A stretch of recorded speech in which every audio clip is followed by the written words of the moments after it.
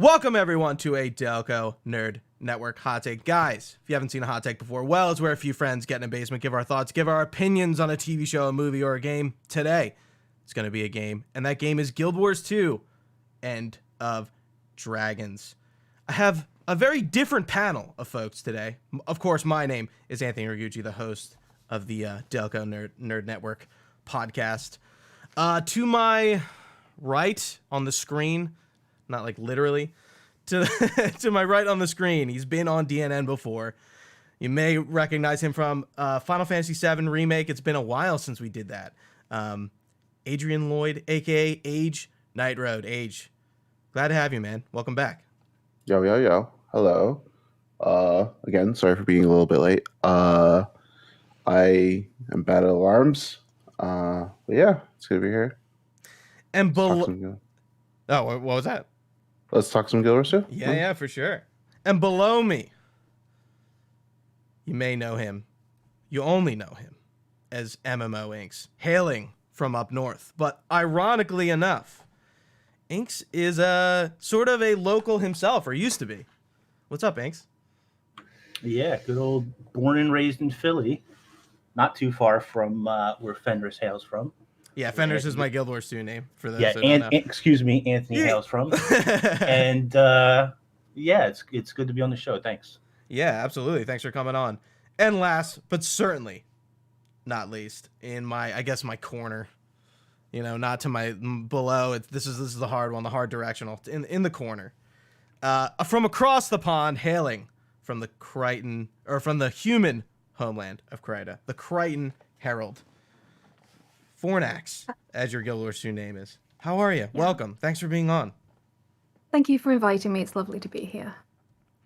So let's start out. General thoughts about the expansion, and then we'll just, we'll go wherever we want. We don't really need to have a structure, like I was saying before the show. So let's just see where the day takes us. Anka'S, why don't you start us? What'd you think of End of Dragons? For me, story-wise, it was the best story I think they've ever done. I really enjoyed Path of Fire's story with Balthazar, but I really think End of Dragons, story-wise for me, it felt much better anyway. And the general flow of it, I think, was a little bit smoother than Path of Fire. There's a moment in Path of Fire when you're getting towards the end where it feels like a chapter is sort of cut out or missing or something. And End of Dragons didn't really have any of that for me. I didn't feel like I was missing any parts or that there was any obvious holes in the story going through it. So for me, the story-wise, it was the best they've ever done. And I look forward to seeing where the story goes next, because not to get too ahead of ourselves, but it came to a pretty good conclusion. For sure. Age? Yeah, I think I echo the same sentiments. I think the story was really good. I think it kind of had to be good, unfortunately, just because the expectation was there since the Icebrook Saga. For sure. Because for those who don't know, Icebrook Saga wasn't up to par story wise for a lot of people. So the expectation was that End of Dragons story would make up for that, and it did. And I agree, it is the best story I think I've ever told. I think the character development was actually a lot better than usual. I think the voice acting was a lot better than usual. Way more sexual innuendos. And I think it was a decent way to close out the Dragon Saga. So going forward, I don't know where they're going to go for it, but it's very open. So I think that's a good thing, especially for writers. So yeah, those are my thoughts. Cool. Fornax, go for it. Oh God. So bugger. Unpopular opinion. So was it better than previous storytelling? 100%. Was there more character development? 100%. The environmental storytelling, I think, has improved as well. And Echovald is just absolutely beautiful. But they keep bringing in characters that they want us to care about and then murdering them before we can actually give a shit. So why, guys? What the fuck are you doing? Come on, we love you, but Jesus Christ. And unpopular opinion? Well, great. So Soo-Won, sorry, spoilers. Soo-Won created the Elder Dragons. How and why and who created her and how did the evolution of the races? They didn't really. It was a prologue. It was a veneer. It wasn't a fully fledged story specifically to do with the dragons. They gave us an outline of a possible interesting story and then killed her, and we're moving on now. So no, I'm not. I loved it, and it was wonderful to play through, but they could have done so much better. So much better. Sorry, guys. You can now hate me in the comments. Well, I wouldn't say that. Would you say that the story would have been way longer if they would have fleshed it out more? Or is it more of like, this should have been like another Living World season or something like that? I think that we should have got to Soo-Won immediately. I like Mitran. She is an interesting character, but we spent too much time on her to have her, spoilers again, be killed off, and it was a heroic death. And I like the idea of redemption. I'd like them to redeem Minister Lee. I think that would be a very interesting storyline of someone coming from a point of prejudice and moving through to a point of understanding and acceptance of foreigners and the influence and the whole empire opening up. I think that would be an interesting storyline. But if this is the end of Dragons, and this is the name of the expansion, and you've decided to focus on an Aether Blade rather than the dragon of the end of Dragons for your story, and giving us a veneer of what the actual dragon story was, because it's a paragraph. We get a paragraph of dragon story. That's my opinion. Not that I don't love it, I do, and I loved playing through it, and it was beautiful and enjoyable. But it was the Clip Notes version of the story rather than a fully realized idea, in my opinion. Yeah, I think I kind of I agree with you. I pretty much agree with what everyone said. I don't think anything was like, oh, I totally disagree. Sort of going off of Inks and Fornax, like I feel like the story was like really short and concise and good, and like Path of Fire I feel like was like the opposite, where it was like in the middle it drug out and I felt like it was like, all right, what are we doing? But I was kind of really surprised. I was like going through the story, I'm like, oh, like we're like, I'm at the end already. I'm like, oh, okay. It's like it's not going to be as like fillery as I feel like the past expansions have been. And I don't really like, anything short usually comes with negative connotations at first, but at this I was like, oh, I think I kind of like that it was short. But yeah, I do think it is Guild Wars 2's best. It is ArenaNet's best. But I feel like there are a lot of little issues here and there that you can nitpick.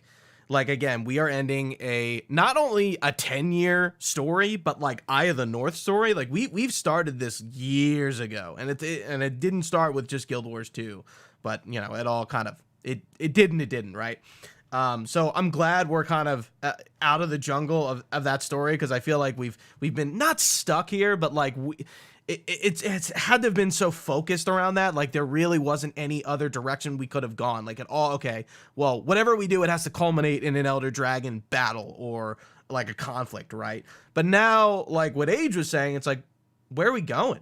Like the world is sort of their playground, and I'm interested to see what they end up doing, and we'll definitely circle back around to the end to kind of talk about where they're going. But like I hope we don't just jump into another huge conflict, because I kind of like where like nothing's going on, and you get opportunities in story to kind of like flesh out characters or do something with characters in a more like normal sense, rather than, oh, they're at war and we're seeing what's going on in like this big epic sort of story kind of way. It's like, oh, well, we end the End of Dragons with Marjorie and Kaz getting married, and that's been like a huge buildup. It's like, okay, like what are they gonna do with that? Or like, hopefully it's not like, here's the next big battle. Who cares about marriage? Like we gotta go fight. It's like, I hope they don't do that sort of thing. But Yeah, I really liked it. Age. One point I gotta point out that you brought it up, and I'm glad you did, because I was really upset by the voice acting, and it's not the main characters I have an issue with, and this has been a thing I've had issues with for a long time. It's why am I hearing Steve Bloom's voice 10 times on 10 different characters, and like Timey's voice? I'm like, guys, hire anyone else. Why are we using the main tier cast as the extra people in the world? Like, just hire anyone. Like, I was so annoyed hearing Steve Bloom's voice over and over and over again, and Dave Fennoy and Timey's actor, I know her last name's Debbie Derryberry, and I'm just like, what? Come on. Inks, what were you gonna say? Yeah, that's been a big problem for a couple of seasons that they've had now too, where like just use studio employees as For extras or something, anybody. Like, Yeah. you know, they're throwaway lines in the background, but it's weird that you're walking around town and you hear Bram spouting off about fish for sale or something. Like, I'll never forget it's where just Bram strange. was talking to himself in, I think it was Daybreak. He's literally having a conversation with himself, and I'm like, are you kidding me? Like, how is that an oversight? Like we're I know, like, okay, like it was during the no, it wasn't during the Ice Brute Saga. So I don't think COVID. No excuse there. And yeah, I just don't understand what they're thinking with the voice actor direction for the flavor of the world. It's like, especially an actor like Steve Bloom and Dave Fennoy. They're really well-known voices and voice actors. They're really easy to pick if you play games. Yeah, so I just wish they like spent the extra money to get anyone else or put people in the studio. Probably an unpopular opinion, but I didn't really like Rama's voice fit. He's nothing against the actor. I think he is terrific. Fine, whatever.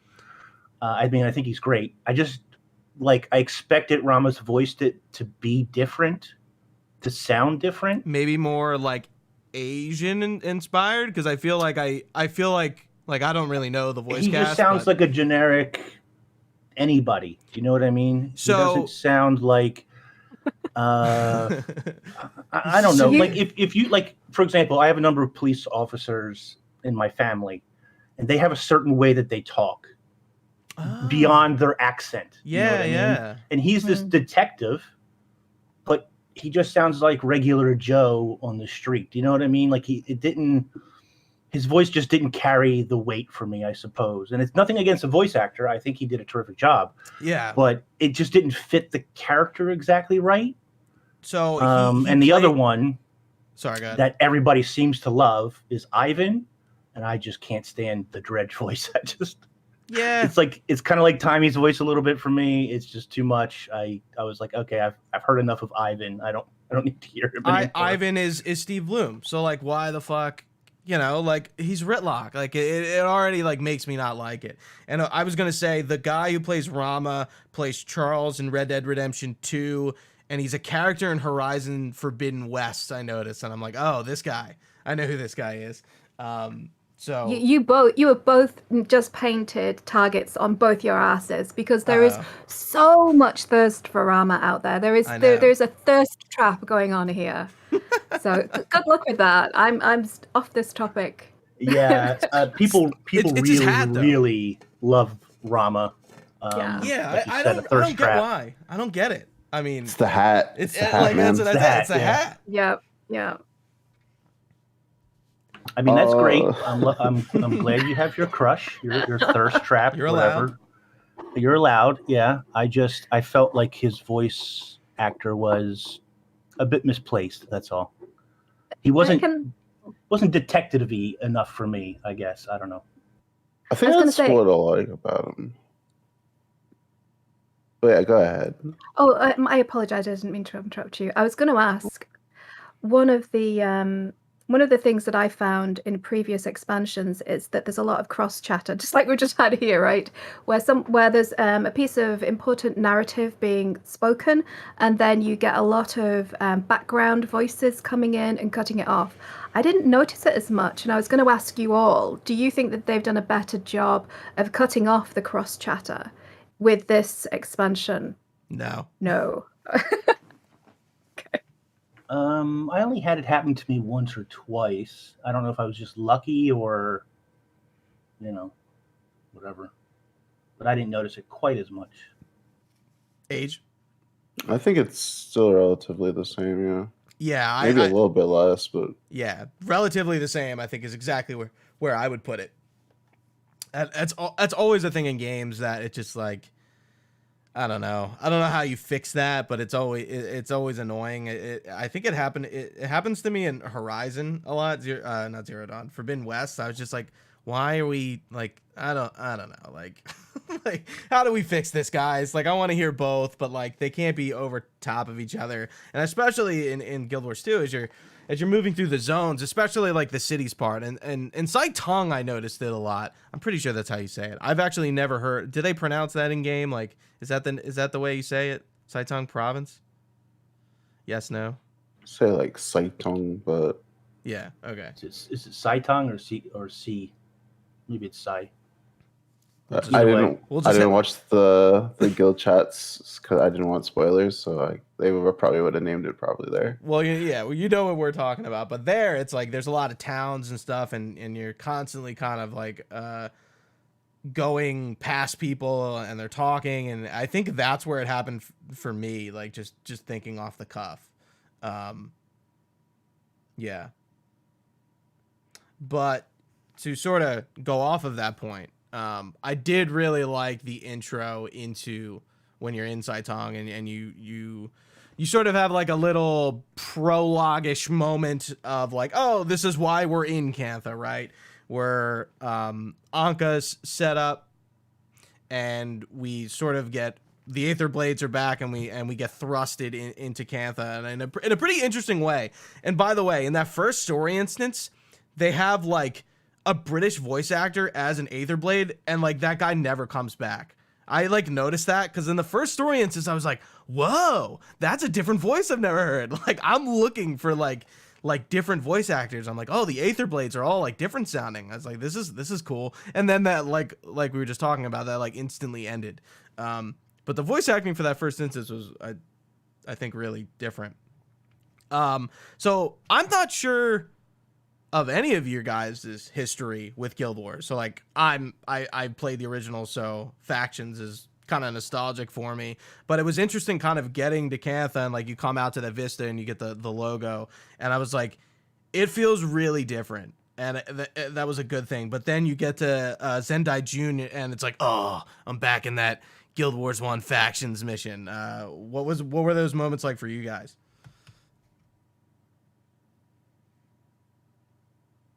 Yeah, for me, I did play Guild Wars 1. Like I played all of them. So I was looking for those first places that you usually start. It just felt like exactly like Factions, the way of path, everything. So that was kind of neat. I was looking for all the different places that were on Xingzhou Island and Kaining City. I was wondering the different points of interest that there were there, because Kaining City is very different from what it is today. Sure. Echovald Wilds, Echovald Forest. You did the comparisons, Arborstone, all that stuff, and I think the Jade Sea was the most different. Thing, just because you didn't really explore, well, at least from what I remember, we didn't really explore the Jade Sea as much as we did in this expansion. Just because, yeah, I think you're right. Just because the tower at the bottom part of the map is basically, I think that's where Shiro got killed the first time. Yes, that's where the Jade, I forget what they call it, but like the explosion. The Jade Wind. Yeah, the Jade Wind starts from there. And you get there, you fight Kunavang in Guild Wars 1 there. But I don't really remember what else happens in that zone, just because it's later in that expansion. Yeah. I think it's hazy. It's more like Luxon. Yeah, it's like the Luxon part of Factions where you I forgot what you helped them with. But it was I that was a part of the Kurzik, expansion.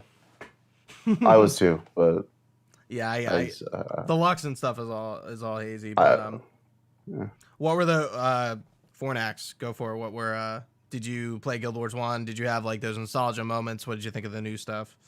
Yeah, so I've played from the start. I played right from factions right the way through. And I don't feel like so yeah, Xingzhe a little bit, but I don't really they've done such a good job of kind of modernizing it that there's an echo of the original maps. The kind of there's a deference to them, but they haven't just copied and pasted. And I didn't at all recognize Kayang at all. And of course I wouldn't because it's new Kayang, because Sure. old Kayang was completely destroyed. And I was kind of a bit bummed, to be honest, about that. It would have been nice. I was It would too. have been nice to be able to explore it and go and see what they would have done with all the shanties and the slums that were surrounded the city and how they would deal with that in modern storytelling.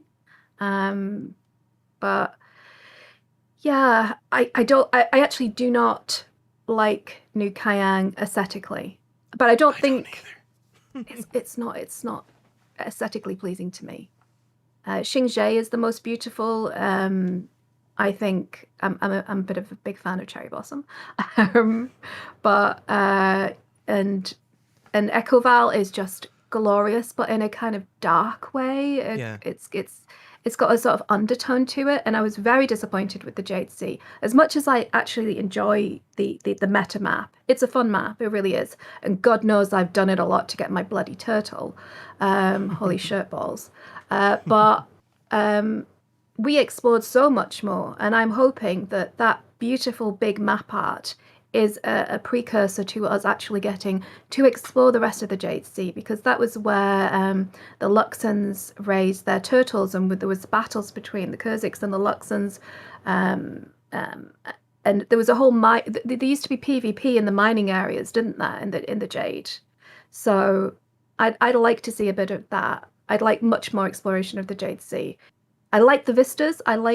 Because I did watch a lot of their live streams, and the feeling of expanse is great, but the feeling of running into that invisible wall is not great. It isn't great.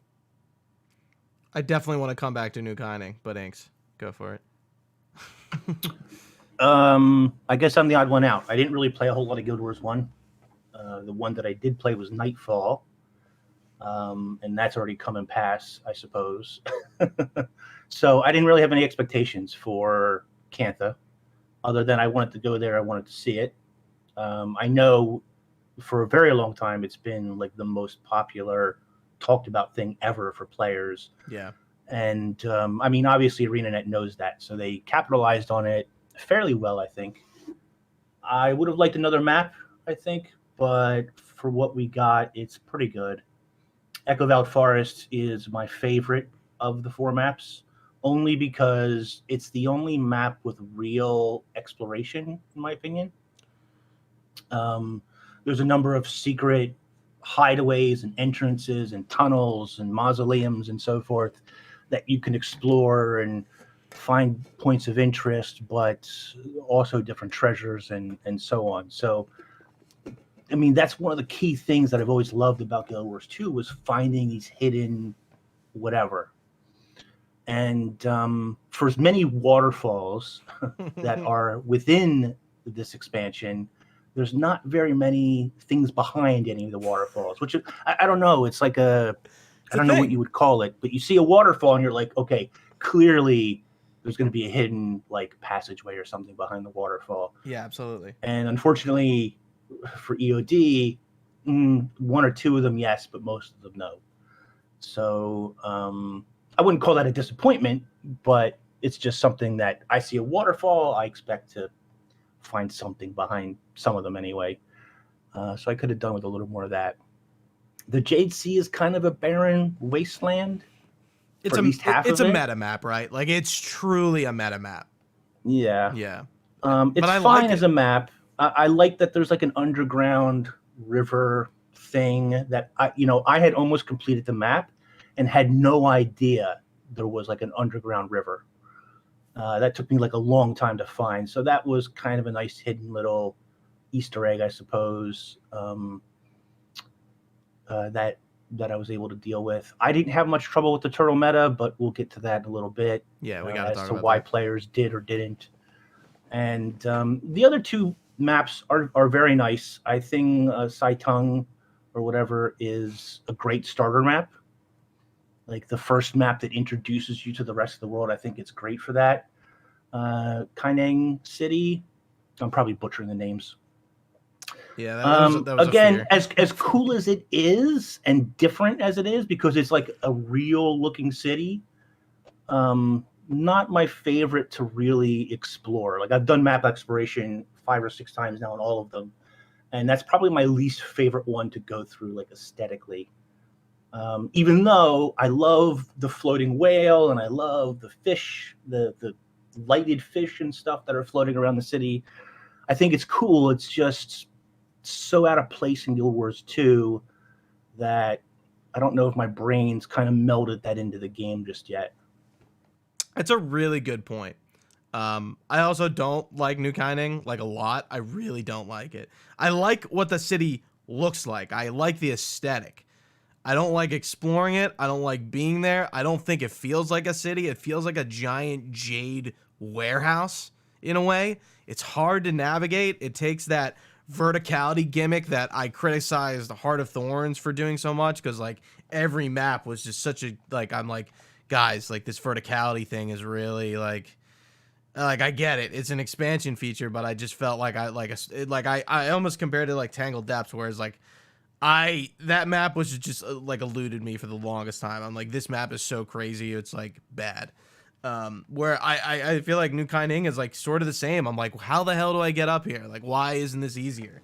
And like, it doesn't feel like a city. It just kind of feels like there's like mobs running around like the city and just attacking people. Like, I get the meta is, you know, the Jade tech is sort of failing, and like that's cool. I like the meta in that map, but it it doesn't feel like people live there. It almost should have just been a city. I wish it was just like, oh, like we're gonna do another LA, we're gonna do a hub, because we haven't really done that since vanilla. I would have loved to seen it be an actual city. What were you Fornax, go for it? Sorry, I was going to say, you mentioned LA. It feels like New LA. It feels soulless. It feels like an empty vessel, right? It feels like Disney made it, or Disney on crack, maybe. It's just awful. And I think it's supposed to be. I think it's supposed to be awful. I think it's supposed to make us question why there are these horrible slums when there's so much wealth and so much power, and there are so many little like gems, little beautiful areas, and everyone else is just living in deprivation. And I think that's purposeful, or at least I hope it is. I actually really like that point, because when we first kind of saw that, I forget what trailer it was, when they were showing off New Kaineng, and like, you know, the whale, as Inks mentioned, was kind of featured, and I instantly think Blade Runner. And I made like a joke on Reddit, and somebody didn't like it. I was like, I can't wait to see my like geisha girl eating like a mint or whatever it is, like in Blade Runner, because you see all those signs everywhere, and there's things flying through the city, but just like you're saying, like it's a shithole. You know, it's kind of like has like nice aesthetics, but like the city itself is a slum. Like the rich people aren't like living there. It's you know, the impoverished people. I think that is an aesthetic they were going for, but like it feels like that in some places, and it doesn't feel like that in others. It just, I wish it had a more like identity, like you're saying. I feel like we're both on the same page there. Yeah, I guess I've been going on about this since they did it, but I miss old LA. I think a lot of people I thought do. that place had personality and soul, and it felt like it had history. And this place, when I first did like an analysis of the trailer, I thought it was the J Quarry with those big blank soulless walls. I thought that this was some sort of big warehouse. Industrial area. Yeah, exactly. Not a habitable city. And it feels like that now. It's unpleasant to be there, but I think for the storytelling purposes, I think hopefully it's meant to make you feel like that. Age? Yeah. Any thoughts? It's more, yeah. Kaineng is more of like that cyberpunk aesthetic, but I think the main difference is with cyberpunk, you have multiple different corporations usually, and then you have scaling from the rich to the poor, whereas here in Guild Wars, it's just like one major corporation that like makes up the city, so it takes that aesthetic. I like the city for the kind of blending the Asian structure, like building structures with the cyberpunk aesthetic. I think they could have done better in terms of the colors because it's. I feel like Jade, yeah, okay, Jade can be like the main color, but for me, going around different parts of the city, I really didn't feel like I didn't feel the cyberpunk part of it as much. Like I saw the whales and stuff, and that was cool, but I I didn't feel like I got the different neon signs, the different there were some ads and stuff with the holograms of the lady there, but I didn't really feel like it's a corporation. There's because if you look at a game like Cyberpunk 2077, that felt more like a cyberpunk city to me. But Yeah, yeah, where's my big Atari logo? Come on. yeah. I think that was the main takeaway for me about what they could have done better with that city. But I'm yeah, kind of it glad does we're feel all on the like same page about that because I felt like I was gonna be. I was like not that I'm gonna get flamed for it by any means, but like I really don't like that map, and I was just like I don't think everyone else agrees with me on that. So I'm glad to see like even if the opinions aren't exactly the same, they are kind of in the same ballpark. I mean, you three are making some really good points that I wasn't really able to, I guess, put into words, vocalize. But it really does feel like a soulless city. Like there's no soul to it. Yeah, there's no people. Yeah, It's it just just feels Jade empty. Brotherhood jabronis running around and like mechs, and it's just like and like workers. It's like where's the And- city part? And I think Fornax is right. I think it's supposed to be that way. I think it's supposed to feel that way. But it's almost like Yeah. the story doesn't set that up properly. You know, there's Perhaps, never. not to sidetrack too much, but did anybody else think it was weird that the Empress has like very little to no part in anything? yeah, Yeah. me too. I That was thought she weird. would be at least showing up, not doing something, but showing up, right? Well, they hyped her up quite a bit. They did a character study for each, and they hyped up her relationship with June, and then nothing. Bye. One Yeah. scene. That's it. Yeah. Living story probably.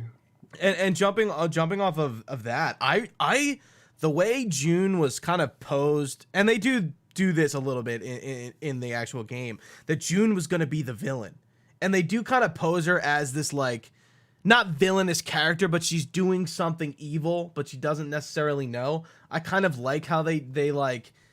I don't really like June at all, but I like, and I think that's the point. I don't necessarily know if you're supposed to like her. Because she is this industrialist. It's kind of, she has like a Deus Ex Machina thing. Like she discovers this incredible literally like godlike technology that revolutionizes a people. And, you know, Saitong, we get sort of that old school Cantha vibe that we know and love, right? And like, you know, just like the Asian aesthetic, it's pretty obvious, and there's not much technological influence there. But you get to New Kyning, it's the exact opposite, right? It's like their whole society has been uplifted by this one thing, and I definitely got that vibe, and I liked it, but yeah, they were really like the trailer, the way they positioned the camera around her, and she's like looking at the Jade, and she like turns around and was like, oh, she's the villain.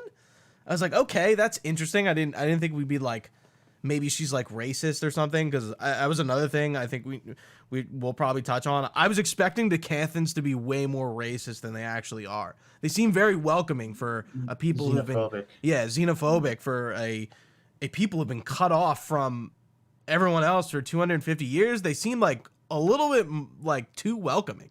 I was expecting that be a big tension point, especially in the beginning, where it's like, oh, like who are you guys? We don't like you. Like, you're not from here. Like, you know. That minister didn't like us. Yeah, but like then they tie him into the purists, and it's like, oh, okay, that makes sense. But not everyone is like that, but they also write that in the lore where it's like, okay, the new government has seriously put a emphasis on like, fuck anything, the Ministry of Purity. Like they've almost overwritten everything. Like you see a lot of those like signposts in the world where it says provided by like, you know, whatever the ministry is that does like the history stuff. Like they're clearly like they want their people to like know the correct version of history or the non-xenophobic racist version of it.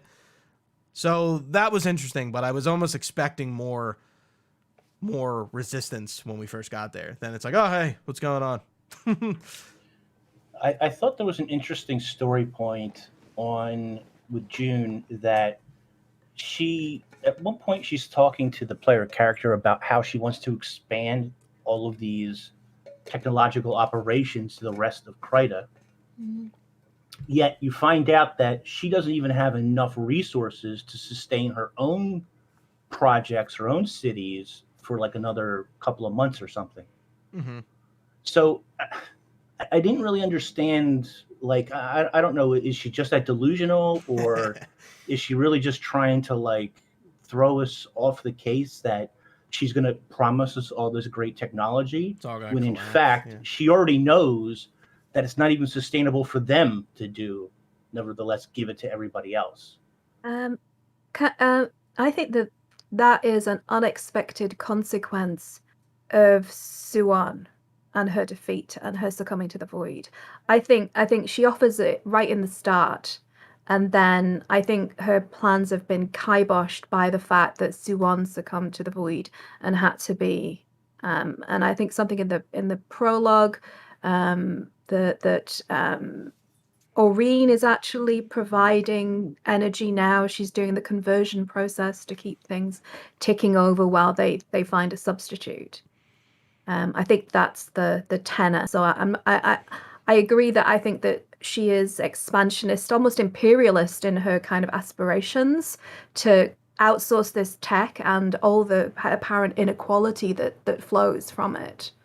I think that could be quite a sinister point that could be played upon in future narratives. And correct me if I'm wrong, maybe I didn't understand it fully, but I felt like before Soo-Won escapes, before her containment is broken, isn't she already dying, basically? Yeah, I'm pretty sure that was the thing, and that's right? One of the reasons she calls on Aureen, because she's dying. She can't keep up whatever she's doing. Oh, I got a completely different vibe from that. So I thought that the containment was allowing her to meter the energies so that she wouldn't fall to the corruption that the others, the kind of the power hungry lunacy that devoured her offspring. And I thought that she had aspired to stay there for as long as she could. And I mean, in the lifespan of a dragon, that could be the age of an entire empire. That was my thoughts. I must have got it wrong. I think I don't think you're wrong. Yeah, I don't. That's what I was gonna say. I don't think you're wrong. I think it's kind of both, right? I think she would eventually expire, and the magic that she was producing was corrupted because she's becoming more corrupted. I think that was the idea, right? And then Aureen needed, she's like, you gotta get rid of me, kind of. So she's like a purification conduit for the raw magic. Right. Yeah. Question. Well, the machines are the. Oh, Aureen is and the machine, I think. Because I thought that it was that so Soo-Won was purifying, so that the energy could be used in the machines. But the machines still had some void magic because they were acting wonky. Right. I thought that was the reason. That's true. Yeah. Yeah, and eventually over time it would, it would just all. It was getting worse and worse. So that's why the from my understanding, it's just she was in that containment to filter out the magic, yes, but also I think everyone's right in that regard. but it was just getting worse and worse. And if she stayed in that containment, it just would have gotten way worse for everyone involved. I think that's why she had to go. Yeah. I really like that instance, by the way. Very cool. Yeah. Yeah, the underwater aquarium, laboratory, whatever. Yeah, the facility. Reminded me of, I'm trying to remember, was it Jaws 3 when they have the underwater aquarium? It's all I could think about the entire time I was in that with the tube was like, where are the sharks at? Where are the the experiments and so forth. And that is where we kind of my Trin story kind of comes to the end. I was hesitant about my Trin at first. I was like, oh, cool, she's back. That's pretty cool. We haven't seen my Trin since season 1. She wasn't really much of a character. If I feel like people misremember my Trin being anything but just like a boss, because that's all she really was. And like Horrocks mentioned a lot. But I like how they turned her into a Revenant. I feel like the Revenant lore has been kind of weird. Well, not all the Aether Blades, but like the Aether Blades become like a Revenant faction in a way. And then like she channels Scarlet. I was like, that was really cool. And I did get scared at first. I was like, please don't tell me we're bringing Scarlet back. I was like, she's not going to become like a thing, right? And I was just like, oh, okay, it's just this fight. Like, good. Not that I hate Scarlet, but I was just like, why were you treading old ground? But I like how they explored Revenant lore and my Trin coming back, and she I think it was Fornax that said like kind of had a hero's death, redeemed herself in a way, and I really liked Anka too, and I don't know if I expected to like care about that character, even though she does kind of come and go. I just liked like her the conflict she kind of brought on. Yeah, I think like Anka could have been done a little bit better, honestly, because it was a good character. At the end, it's kind of like, oh, everything's just got to go, I guess. Yeah. But I like the build up besides that. Yeah. I do think Anka had a good character. I think the story behind it was really good. I was kind of like half behind Anka as a character just because she was supposed to be emotionless, but I feel like the ending bits could have been a little bit better in that regard. I just feel that way, but and the way we end with Anka is didn't satisfy me in that regard. But yeah, it's a little throwaway for sure. I like the study of psychopathy, which was what it was, that lack of empathy, that lack of emotion, that lack of connection. I think that they portrayed that very well. But the problem was that we never got to see the Anka that Gorick knew. So we couldn't form an emotional attachment, and we didn't spend long enough with the character to understand really her motivations. Because although, I mean, it's interesting for Batman, some people just want to watch the world burn. But but that's not something. But you've got an opportunity in an MMO. It's almost like a serial. You can really go deep and explore the character and give people a reason to give a shit. And I think that's where they fall down consistently.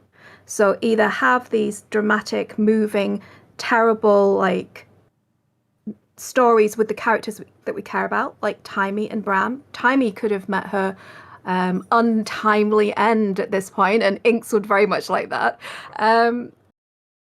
Yes, I know. And that would have been something that we cared about. Instead, we get the introduction of a character of several characters who just die. And we're not given the opportunity to care about them. I want to care. I'm in. You got my money. You got my time. Give me a reason to give a shit. It's really interesting because going back to Heart of Thorns, when Air dies, my problem with her death was that I cared about Air because I read the books about Air before playing the game. And then, of course, I had the core experience with Air. I cared about that character. I had more investment in it. But then they gave her a really crappy death. She can't dodge out of the way of this thing that's coming like 2 inches Spike. per. Yeah, like just a bad death.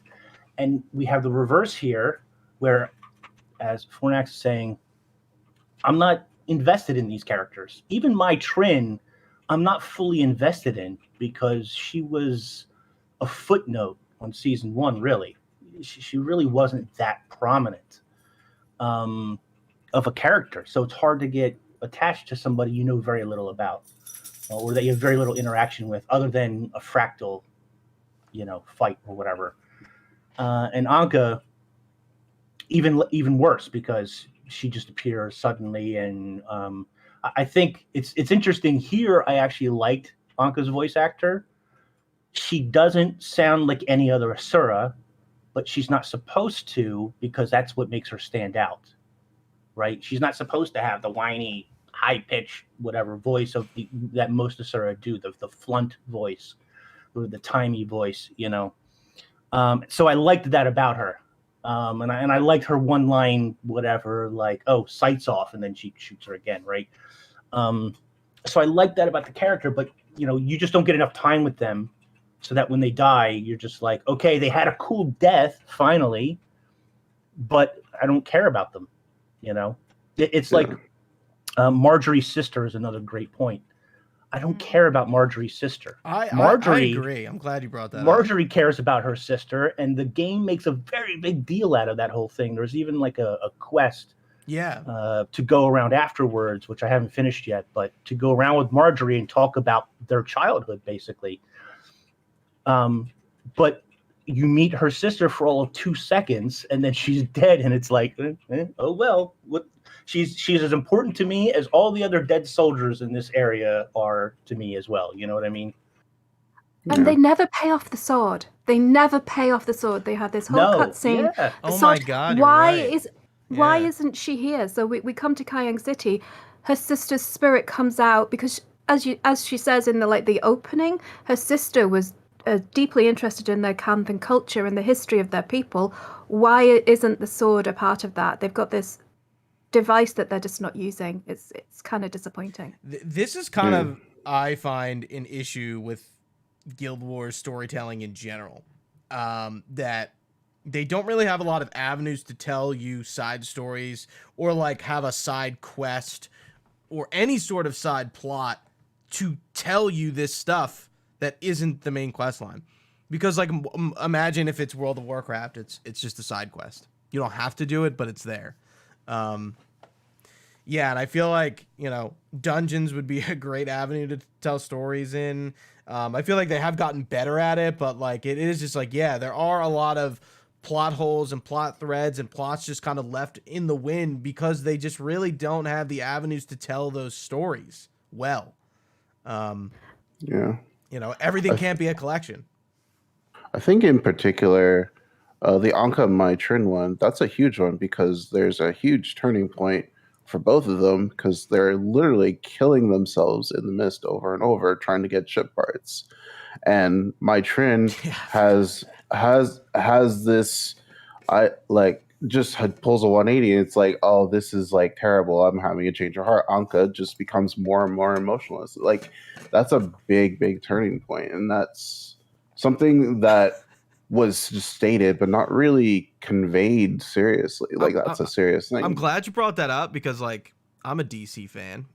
I know what it means when the Flash goes back in time to do something with himself. Like, how can you just keep going back in time and killing yourself to, like, get things? Like, I kind of mentioned it earlier. I like the Revenant lore that they brought in, but look, it's like not fully explored. It's like, okay. And like Fornax is saying in the very beginning, I have more questions than I do answers. And I feel like it's just Guild Wars 2 and kind of like Guild Wars 2 narrative in a nutshell. I just have more questions. You just didn't give me the answers to all these things that you opened up. Actually, Age, I completely forgot about that because you get that lore clicking on items in the Tone Province, don't you, around the ship. Why don't they let us play that? That sounds absolutely horrifying and fascinating. Why isn't that like a thing that we can jump into and explore as a playable area, watching them and the consequences and how their characters like change, or at least have a cutscene of some description where you see the kind of the mental degradation that happens when someone is confronted with these kind of alternate realities of each other, and it's almost like committing suicide over and over. I mean, that sounds horrifying and fascinating, and something that is narratively could be very gripping, but we get it as a interactable object. Right. It's a missed opportunity, right? Yeah. Yeah. That could have been like a memory fragment type of deal. So like you have 3 stages of it, for example. So the first stage is like when they're actually considering for the first time, then the middle part, and then like near the ends when they have all the ship parts type of deal. Yeah, that could have been could have been a cool cutscene. And I did want to mention the cutscenes, because the cutscenes are definitely improved from what we've seen in the past, but there's always that. I mean, it's hard to not compare, especially like other MMOs. I'm not sure about Final Fantasy 14, so if you guys want to bring that in, you can, because I can't. But like comparing it to like WoW cutscenes, it's like, when is ArenaNet going to get on that level where like they're not Blizzard level, but like they're good, and like I'm not really complaining about certain aspects of it. Like with ArenaNet's cutscenes in EOD, it's kind of like the faces look good, the hands kind of look weird, like there's still kind of like weird parts going on, but like I like what they did, but like I wish it was the next level, because Guild Wars 2 it's not looking dated, but like in certain aspects are dated, if that makes any sense. Games from 2012, well, earlier, since they're developing it. I think Blizzard has changed their engine for WoW over time, whereas I think we're just getting DX11, so it's like, I think no, they did Guild Wars 2 updated their engine like 2015, I think, for Hearthstones. I don't, somewhere around that time, but yeah, I get what you mean. As a avid Final Fantasy 14 player, I can honestly say that as much as I love Guild Wars, and I do genuinely love Guild Wars, played it for years, in terms of its narrative storytelling, it just blows every other game out of the water. I'm sorry, not necessarily the narrative delivery, because oh my god, they need to just voice act everything. That is so fucking annoying. Just commit. You could have the most played MMO in history if they just took the time to voice act everything, right? I'm so brutal. Sorry, guys. No, these points are great. They're right. I totally understand. A friend of mine who's playing through Final Fantasy, he started off with like the first game, the base game, then Heavensward, was it? And then and now like a month later, he's on the latest expansion. It's crazy. Like he's really enjoying the story. So what Final Fantasy does that other games don't is it's not just there for the highlights. You have and also, oh god, so how do I put this? So it follows the character through the highs and lows. So there are cutscenes for those big bombastic boss fights and the big dramatic moments, but they're also there for the quiet, like, moments where these characters are processing what's happened and dealing with their own feelings and how the world's changed, and they feel like real human beings, and you can empathize with them more. And this goes the same for from villains to heroes. They tell it in such a way as you understand the point of view. You can understand the logical steps this character has gone through to get to the point where they're doing what they're doing. Whether you agree with them or not is a separate thing. You actually understand the character progress, and they give it the time that it deserves. Everyone else seems to just be rushing through the story and trying to like hit the high notes and the clip notes version of this so that we can get to the big boss mechanics and it's because I think that Final Fantasy is decided completely and utterly that everything that happens in that game is in service of the story. From the crafting system to the PvP to everything, all the raids, everything is 100% in service of the story. And it hasn't, and to their credit, the game mechanics are fantastic as well, but the story is everything. But Guild Wars 2 has not decided what it is doing. It's trying to be the everyman, all things to all people.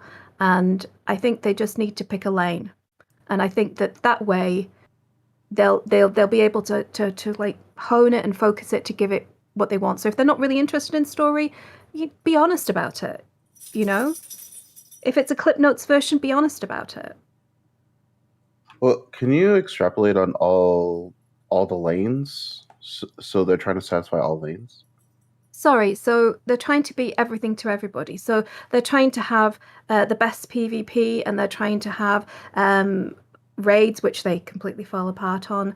And they're trying to have big, dynamic, open world, but they don't give enough time to do the in-game storytelling. And it's just having Final Fantasy has completely fucked me, because it's shown me how fantastic story can be in gaming, and everything else, it's kind of it shows just like the gaping holes in the web of story that they tried to tell.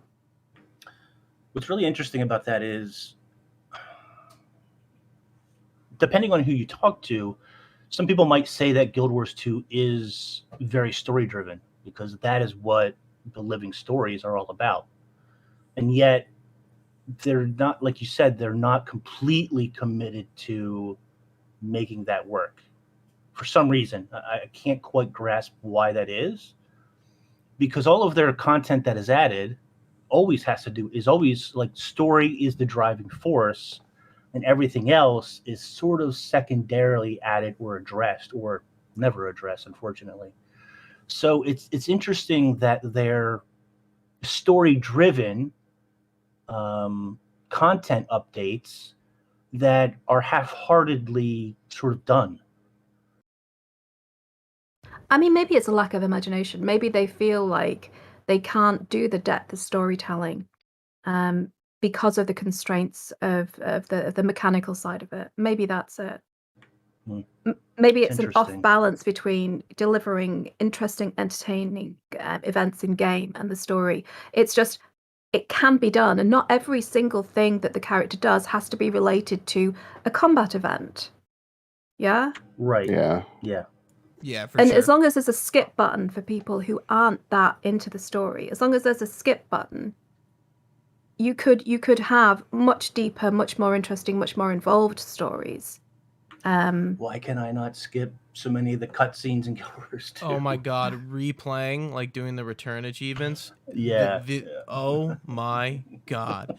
I didn't realize how badly some of Guild Wars 2 is aged going back to playing those instances. I mean, this is an End of Dragons, but yeah, I'm sure as you're playing End of Dragons for the the fourth or the fifth time, you're like, all right, I don't need to hear all of this. And it's funny, because a lot of what has come after our initial assessment, for the most part, sounds rather negative. Yeah. But for me, people need to understand that these are nitpicky things. Yes, all this stuff bothers me, and yes, I think they can improve in all these different ways, but it was still an overall enjoyable experience for myself. I really hope, Scarlet is this weird character who was just never properly written. I don't feel like a lot of the reason why I dislike Timey is the way she's written, the way she's portrayed, the way she always has the answer, the way she, that's what annoys me about Timey. It's not her sickness, her character, or whatever. That doesn't really draw empathy from me, unfortunately, which sounds really terrible. But it sounds really bad, I know. But she always has the answer to everything. It's like, well, what are we gonna do? Don't worry, Commander, I've got you covered. It's like, oh my God, no. How do you always have the answer? You can't, but she does. For some of that story, the last couple of years they've really backseated her, which has been more enjoyable. But one of her underlining things has always been this undefined illness, this undefined sickness, which is slowly draining the life out of her, and it's going to kill her. Or at least they made it sound like it was going to kill her. In that one trailer. But she goes to End of Dragons. Yeah, they even made a trailer where she looks sorrowful and whatever. Right. So to tug on the heartstrings. But then she goes to EOD and she puts on this Bionic Man suit that June has invented, and boom, it's Iron Man time. Everything is solved. Yeah, she's got her own Iron Man suit. She no longer has any of the problems or worries. We can just forget about the illness now, I guess. It's like, what? that was an underlining and underpinning part of her character, and you just hand waved it away with an Iron Man suit. Are you insane? I 100% agree with you. Sorry, No, I'm a go disabled person. I'm a disabled person, and So at the very end, when you can talk to them in the instance, at the very end of the story, I don't want to spoil it too much, but there's a line that she said, with the technology, I have so much more mobility, and the rest of it, meaning her short, painful little life, she can just learn to live with, was what she said at the end. I was like, who wrote that line? Who wrote that line? Holy shit balls. So that just guys. like sort of like a personal question. That just bothers you because you're also in like a similar perspective, and you're just like, what? I mean, so there is, you as a person living with a long-term condition that's untreatable.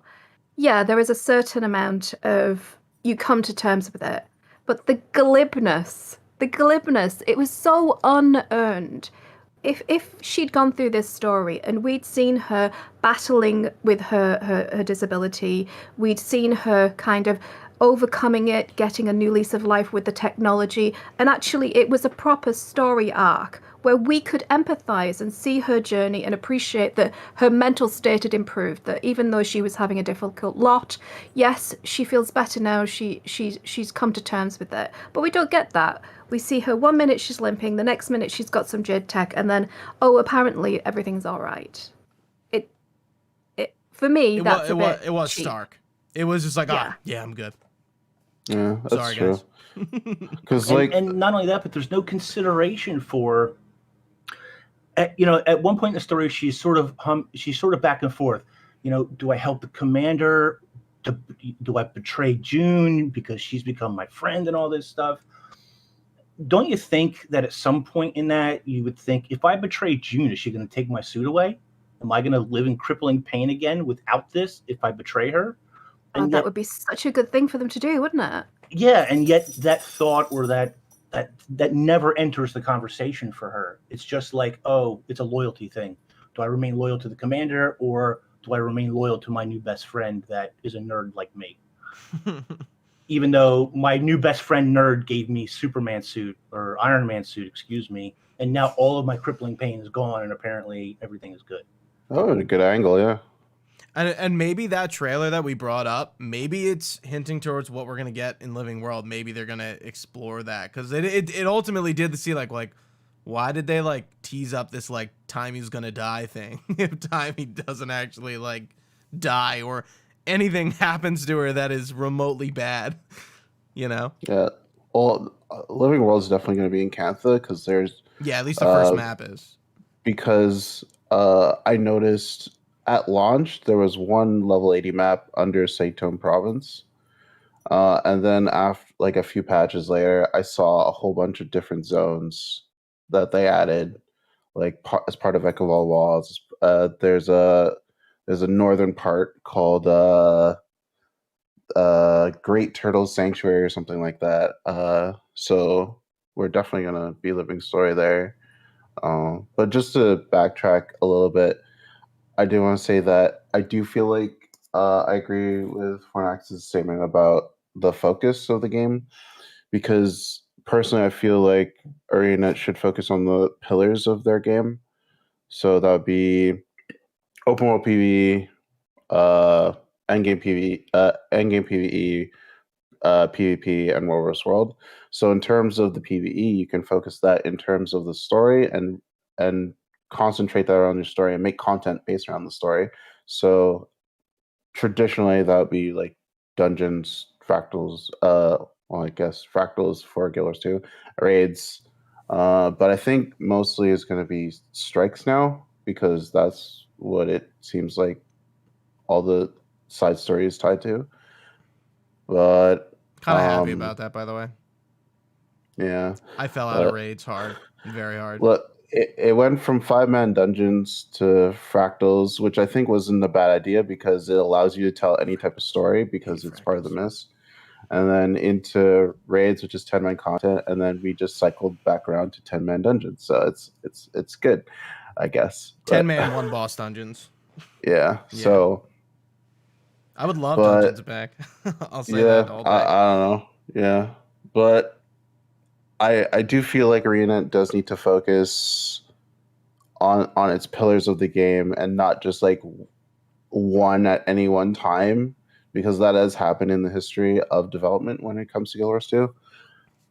But I do like the idea of focusing it around story, because you could just make content around that, even with World vs. World or PvP. And I did want to ask Inks. I'm not sure what you do in regards to PvP and World vs. World, but I know Age does, and same with you, Fornax. I'm not sure where your interests are into that, but what's the state of PvP and World vs. World with EOD? I feel like I'm not really hearing much about it as somebody who doesn't really participate in the content all too much, but I'll assume from that reaction it's not there yet. I know there's some stuff coming. I'm joking. So structured PvP, the EOD specs are making a much larger impact than a lot of people thought that it would. So that's kind of a good thing. Okay. For some of the specs anyway. There's like something like Willbender, which is not really necessarily in a bad place, just doesn't have a spot in the meta right now. It ain't Firebrand. So you don't see it anywhere really. Yeah. As in right now you're seeing Spectre getting highly abused as well as Mechanist. But those are likely to see nerfs, I think. Here's the thing with PvP. Spec-wise, it's not in a terrible spot, I don't think. The problem is the format itself needs reinvigoration, and it needs more participation. And somebody like Mighty Teapot, for example, or Rom, who's also doing tournaments, Roy, who's doing some tournaments, all these guys who organize these tournaments really is where the lifeblood of PvP is going to come from. Absolutely. That along with good balance is what is going to reinvigorate it if they can, if it will. I watched the monthly AT yesterday, and it was actually some really good matches. The problem is that they were really good matches for two reasons. Rank 55 Dragons, half of them didn't play, and the other half split off into two different groups. So you didn't have one dominating force out there really stomping face all over the place. Not to say, I mean, on EU, there are several other teams who are nearly as good, or who have players of that caliber. NA is sort of the opposite. You've got two fairly strong teams and not much else. So NA needs more development, obviously, in that team sort of format. EU is actually in a decent spot, but you really need somebody to come together and organize tournaments in order to keep that scene alive. As far as World vs. World, I haven't seen a whole ton of chatter one way or the other. It's kind of just maintaining itself right now, waiting for alliances, which we're supposed to get another beta of that soon. As far as the specs go, I think people are still playing around. Nobody's really settled on necessarily any kind of ridiculous nonsense that I've seen. I could be wrong. Yeah, I could be wrong. It's a good way to put it.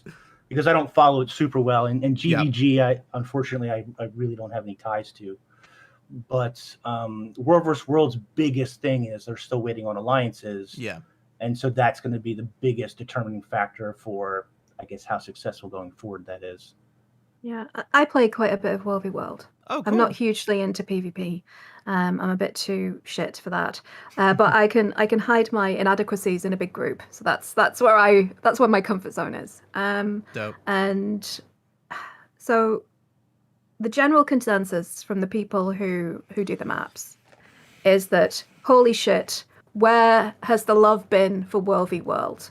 Come on, the least loved child, right? Of yeah, and that's why I phrased it the way I did, because I used to play those game modes, but I just don't really care about them, and I'm glad I have some people on this podcast who do, because I can't speak to that.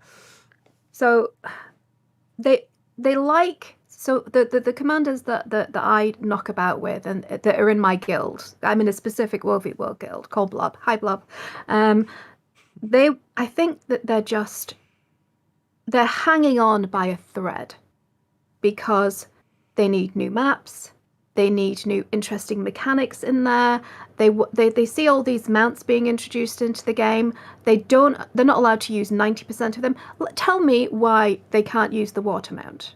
Explain to me what super advantage could be given by being able to skim across the water. Just speed, right? Other than Nothing. that, yeah. I mean, that's not it's like not I'm game not breaking. right. Yeah, that's what I was gonna say. I was like, it's not a It's big not deal. a lot of water. Yeah. Right. So. Yeah. Yeah. It's like, all right, mount up for 3 seconds. Okay, and of course, right. So, what as me as a person who is in the Zerg rather than running the Zerg, what I would like is to have, so they've got the Mists map, which is in a separate universe altogether. Yeah. Have a wild card map. Throw some of the mounts in.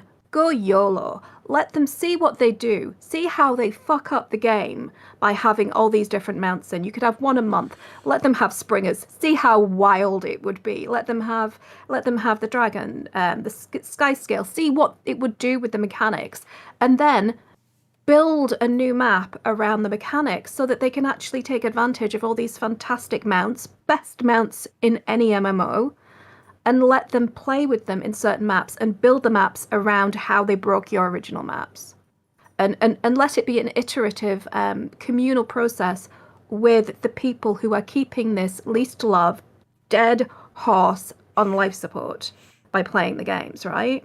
Because it's totally unique. It is an incredible kind of mashup of player raiding versus environmental mechanics, right? And it's incredibly interesting.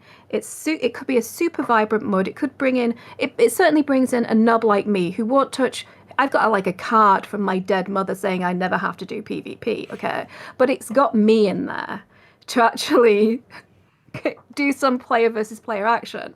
So yeah, it needs some love. It needs some reinvention. They need to just nut up and throw some maps in there that are completely off the ball and just let the community show them how they fuck it up so that they can build better maps for the community. That's my thought. I love the passion and the hot takiness of your statement.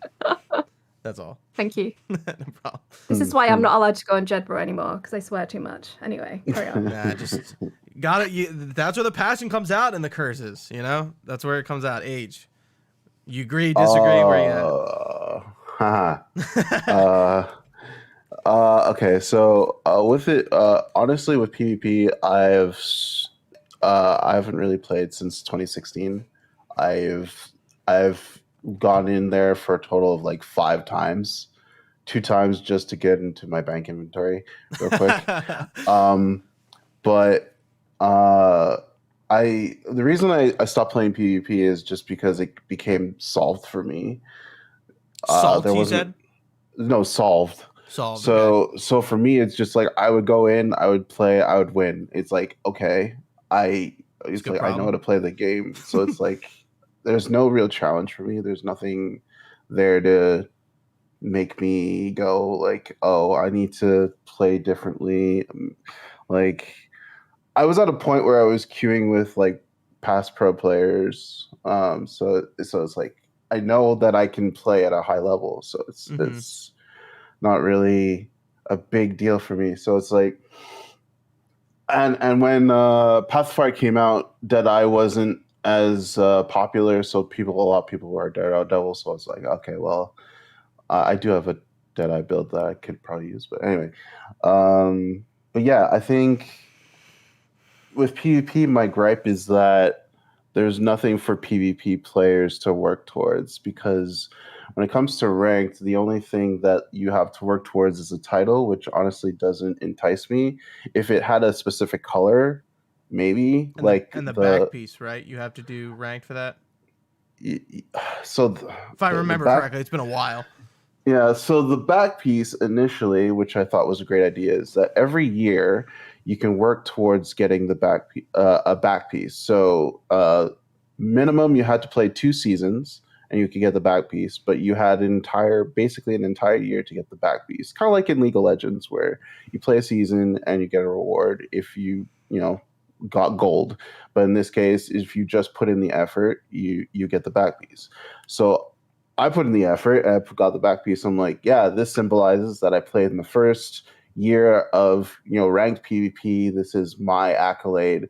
And what they did is that they reneged on that and said, oh, if you just play the 2 seasons or enough and get all the achievements, you'll get the back piece no matter what. So for the past, I don't know, 20 seasons now, you could just get that back piece. And they didn't add a year-to-year back piece. And that kind of took away a part of the reason why I play PvP. There's nothing there for me. Yeah, and then progression nowadays is just really important. Yeah. Like Apex with their yeah. seasons. We both play Apex, so we know, Yeah. easy comparison. And then with the pip system, I don't think I have to tell people about that, but it's like you can lose your way to completion with that. It's just not the greatest. So, yeah. And I agree. Getting people into PvP is a good thing, but there has to be something for PvP players and of themselves, and it kind of goes back to with ArenaNet trying to satisfy everyone. Yeah, I think that's like a core crux issue with the game. I don't know if I said that earlier, but I'm like, this is like, it's fine that the conversation went that way beyond DoD, but like this is an issue with Guild Wars that just like it always comes back. Is this issue? Yeah. It's like, well, it's not a fully focused game, and it trickles into these negatives trickle into every lane, as Fornax put it. Yeah. Can I ask a question, H? As a because I'm like your polar opposite. I am just deeply shit at the mechanics, and PvP in general. I broke my keyboard once. I'm not allowed to play. I just too emotionally invested. Would them having a money-based tournament, a real esports, big dick on the table, money in the pocket, would that do it for you? Would that bring you back to the sport, in inverted commas? And do you think that would revitalize it if they actually had a proper league with money and balls on the table? Well, they did have a proper league, but they did. I think when they had the league, it was the highest point of PvP. I think that was legitimately the highest point of PvP. There was a lot of interest. Was that during Hot? Yes, actually it was. Yeah. I don't know if it would now, because I don't really know I really don't know if there's any new faces in PvP. I don't know them. But it's hard to say for me because I feel like you need to generate that interest first. And I think with the introduction of PvP League and Ranked, that was the highest point of gaining interest in PvP, because there was a lot of people that played PvP at that time that did not play PvP. I was one of those people. Yeah, for me personally, I'm too old for esports at this point, but never. What? Age is just a number. Age is just a number, but generally the age that you play in esports is usually 18, 19, 20. Yeah, like it's 18, wild 19 how a like young to 25 person's thing it is. It is kind of strange. Yeah, there are exceptions to the rule. Like I know in Apex, it's a lot older. Like the age gap is wider, but yeah, I don't know. It wouldn't bring me in just because I have a full-time job and all that stuff. But yeah,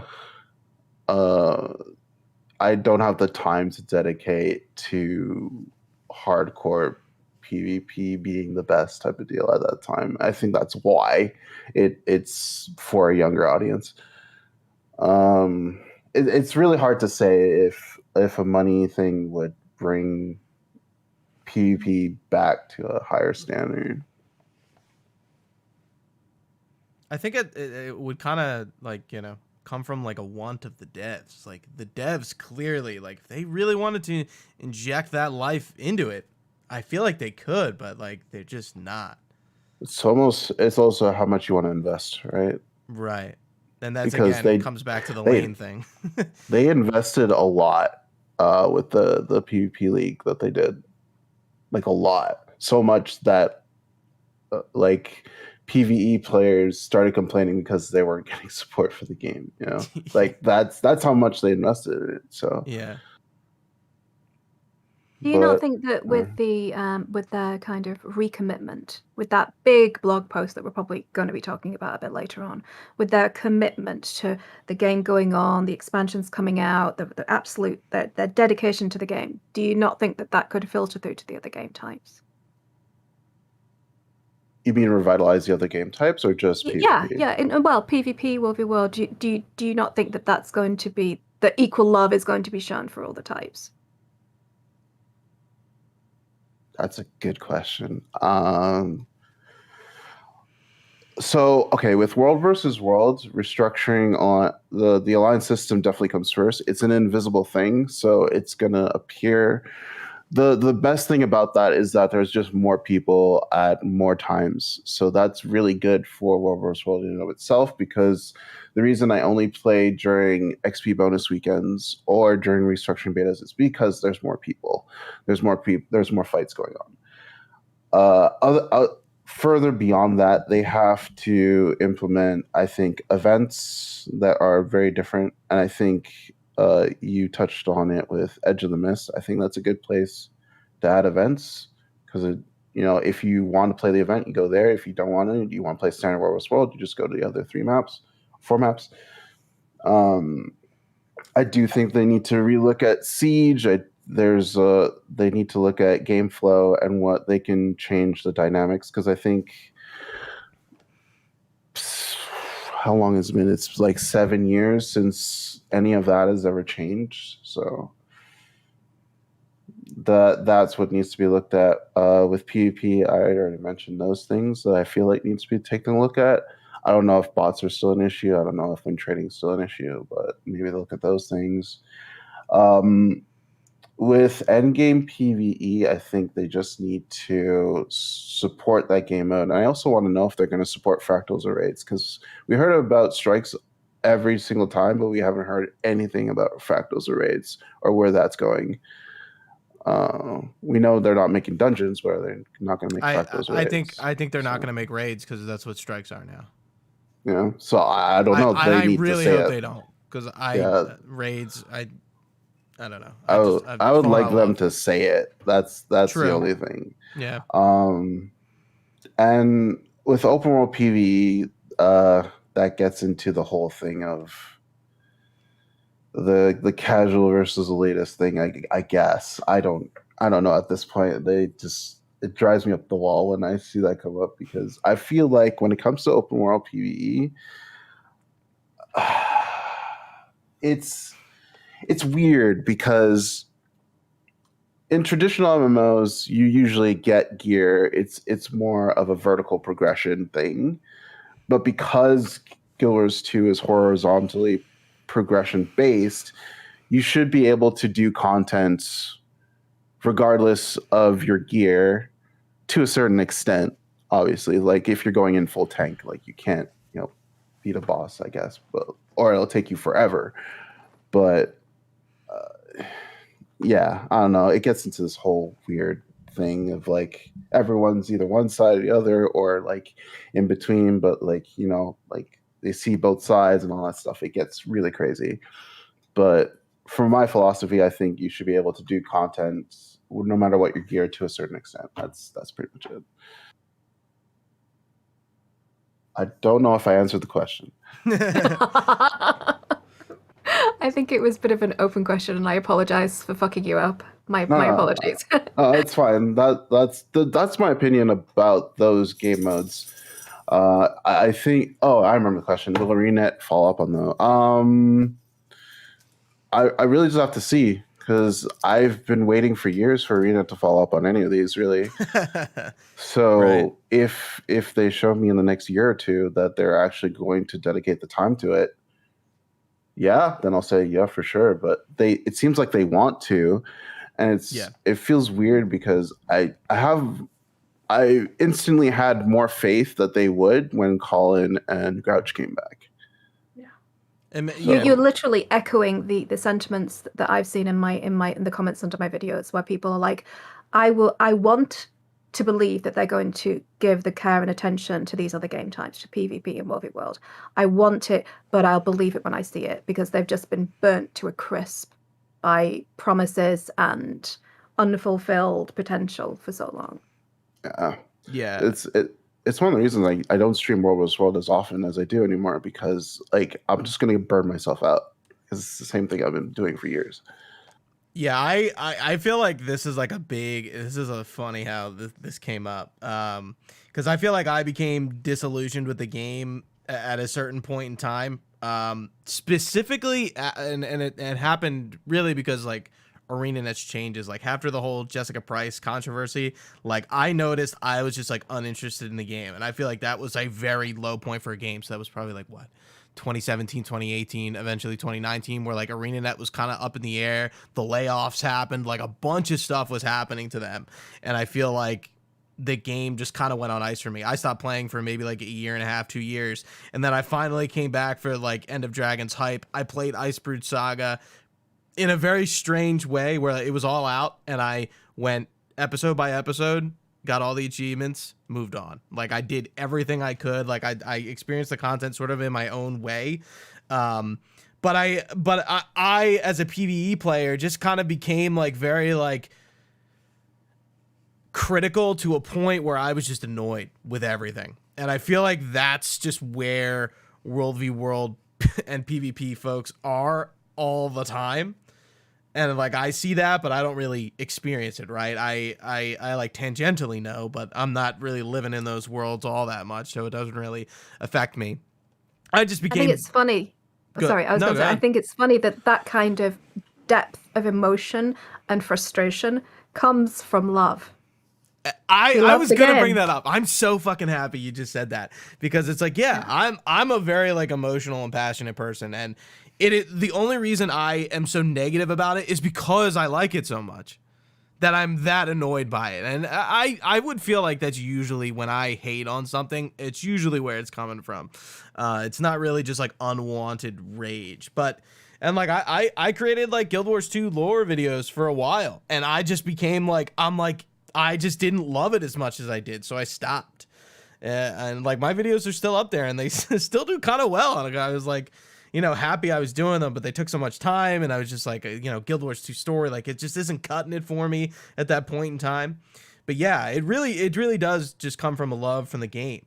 And that's why I stepped away for 2 years, and I came back on my own accord, on my own time, doing the game the way I wanted to play it, not just new patches out, gotta play. Like I was just like, I can't do that anymore. So I'm curious, when jumping a little bit ahead, like, when this next season of Living World does come out, how I'll end up consuming it, because I feel like I don't want to get there again. Even though I like, sometimes it's like for End of Dragons, I want to be in the hype with everyone else, in the conversation, in the zeitgeist. Like that's kind of really important to me, and there's like a FOMO aspect too. Like I want to be in the conversation. That's always fun, right? Like Elden Ring right now. Like if you're not in that conversation, like I'm sure as hell you're feeling a little bit left out, because everyone is just talking about it so much. It's not it's not like super similar, but like you get the idea, right? I'm with Inks. Yeah, whatever. But you guys are like, you don't like the turtle and the dog memes. You guys just don't want to know what that's all about. I can learn to live with that. Yeah, I can learn to live without whatever that is. It looks amazing, but it looks horrifically difficult. Yeah. And I'm deeply rubbish, so you gotta know your limits, right? Yeah. I did want to transition in talking about the professions and the elite specs, just to hear what you guys are playing and what you have played and what you like and dislike about what you've played. I've just, since I main Guardian, I'm playing Willbender. It ain't Firebrand, and that just upsets me. I love that I picked the profession that is just like on top all the time.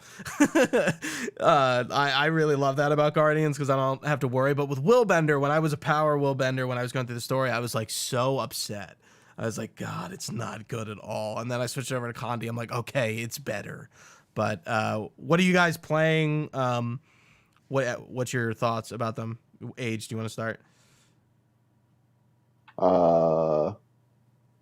Well, to no one's surprise, I'm playing Spectre. Assumed as so yeah, I'm enjoying it. I've only played it in PvE. I'm theorizing builds for World right now, but it's not bad. I mean, like, its main focus is Torment. You just like stack it, and then you put on other counties, and then it's just, things die. It's great. I feel like a squishy Scourge at points, but just like with less AoE, which is probably a good thing, honestly. I know Sinjinir's been playing Spectre and have been enjoying that. So in PvP, so I guess it's still pretty good. I don't know. I don't know how it would play, honestly, because with thieves in PvP, you're playing as like the roaming type. So I don't know if he's still doing that. In World vs. World, I think it'd be okay. The main problem I have is that I don't know how it'll fare in large group content or raid content, things like that. That was my main fear, because it's supposed to be a healing spec at the same time. So I've been playing it mostly Condi, like with complementary healing. But as like a main healer with like complementary Condi, I don't know how that fares, because you're mostly single target. I think you can do some AoE healing, but I'm a little concerned about how that's going to be, because every other healing spec in the game, like Tempest or Druid or Ventari, like that has AoE healing on it for the most part. So I don't know how it measures up. I don't know if one's better than the other, or if you want to challenge yourself healing wise, you would take Spectre. So those are my initial thoughts after playing it. Inks? So surprisingly, I am taking a very different approach this time around, where I'm playing most of the elite specs. I started out with Revenant, although I didn't play the elite spec of the Revenant, because Condi Rev / RR Rev is still really great for raids and so forth. And I can just take that through the story, which is exactly what I did. So the first elite spec I actually played was Catalyst, believe it or not, which I was loving. I was loving Quickness Catalyst. Oh God, it was so much fun. It really was. It was doing really good damage. I was giving like 100% quickness uptime. Just a lot of fun, which I didn't expect to have, because I'm not really an Elementalist player most of the time. But I really loved Catalyst. Then they nerfed it. Then I deleted the character. I have another Elementalist, so it's not a big deal. I'll remake it, because Tuesday, I think they're going to rebuff it again. They're supposed to rebuff it. We'll see how that 29th. turns out. Then I played Spectre. And again, this is all in PvE context. Right. I was in PvE context too. I haven't taken them into PvP or World vs. World really. I have my World vs. World mainstay, which is a Scourge Necro, and it's still good, so I don't really mess with that. But anyway, I started playing Alacrity Spectre. It's like Age was saying, it's not really a healer necessarily. It's really good at providing Alacrity, 100% uptime if you want, or there's a pure DPS spec for Spectre that does an insane amount of damage as well. So it's actually a really good damage dealer, as well as this Alacrity uptime keeper. So Spectre's a lot of fun.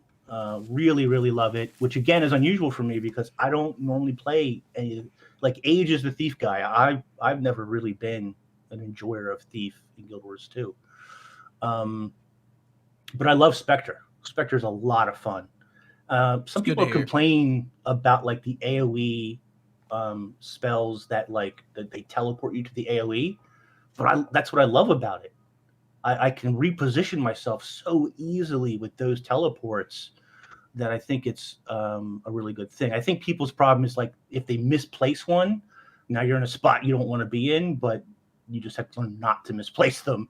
and place them where you want to. But yeah, Alacrity spec, it's been a ton of fun. Really enjoy that. Then I played Mechanist, big popular one, not a surprise. Again, not really an engineer player, but I love Mechanist. It's overpowered. It's going to get nerfed. Expect it, but just accept it because it's going to happen. It's too strong in PvP. It's too strong in PvE. It basically provides everything as far as boons goes. Plus, it does a little bit of healing. Plus, it does barrier. It gives you a lot of barrier. So it's not always the best direct healer, but it's a good barrier provider. So it's more about preventative damage than necessarily heal damage. Skipping back to Alacrity Spectre real quick, though, that has a really nice skill that you do heal a lot like Heal Necro or Heal Scourge, whatever they call it. Mighty Teapot's favorite, whatever, Plague Doctor, whatever, right? When you come out of the Shroud, you actually give off a large AoE heal, which is really nice. So Spectre also has a little bit of healing in there as well. But anyway, Mechanist, it's just good at everything. And right now, most people are running like 2 of them in their 10-man groups. And they're ridiculous. And you don't really need to have the mech do anything. And you can just kind of auto-attack and mix in some other skills. And there's not necessarily even a rotation. There's just a priority. So you just press the skills when the priority is up for them. It's not even like a set rotation, which makes playing it like even easier. Yeah, face roll. Not exactly face roll, but pretty close to it. And then you have Condi Mechanist, which is even easier to play because it's like mostly grenades and pistols.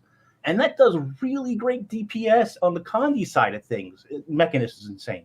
It's going to get nerfed. Expect it. Just embrace it when it happens, and hopefully they don't hit it too hard, because it's just that good of a spec. It just does everything. And I know Firebrand and Scourge are really big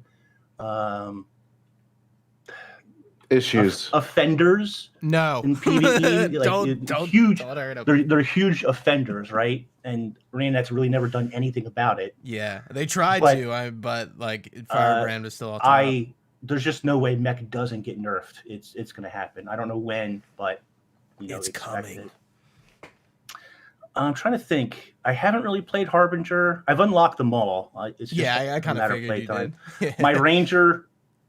What is the Ranger spec called? I'm trying. I don't even know the names. Untamed. I'm like, it's like Soul Beast, but like it's not. So bad. It's Ranger. Poor Ranger. Ranger people everywhere have been complaining that Untamed isn't even a spec and now in PvP, apparently it's not too bad. I've seen people playing it; it's pretty good. But in PvE, it's absolutely terrible. I feel bad. Druid is still in there as far as raid and 10-man contents go because it's still a decent healer. Yeah. But come the summertime, they're losing their spirits, and who knows what shape that's going to take. It's got a lot of Druid people pretty apprehensive. Yeah. And then the other spec that people are taking now, because Druid is kind of on the outs, is now they're taking Soul Beast and they just take a couple of spirits.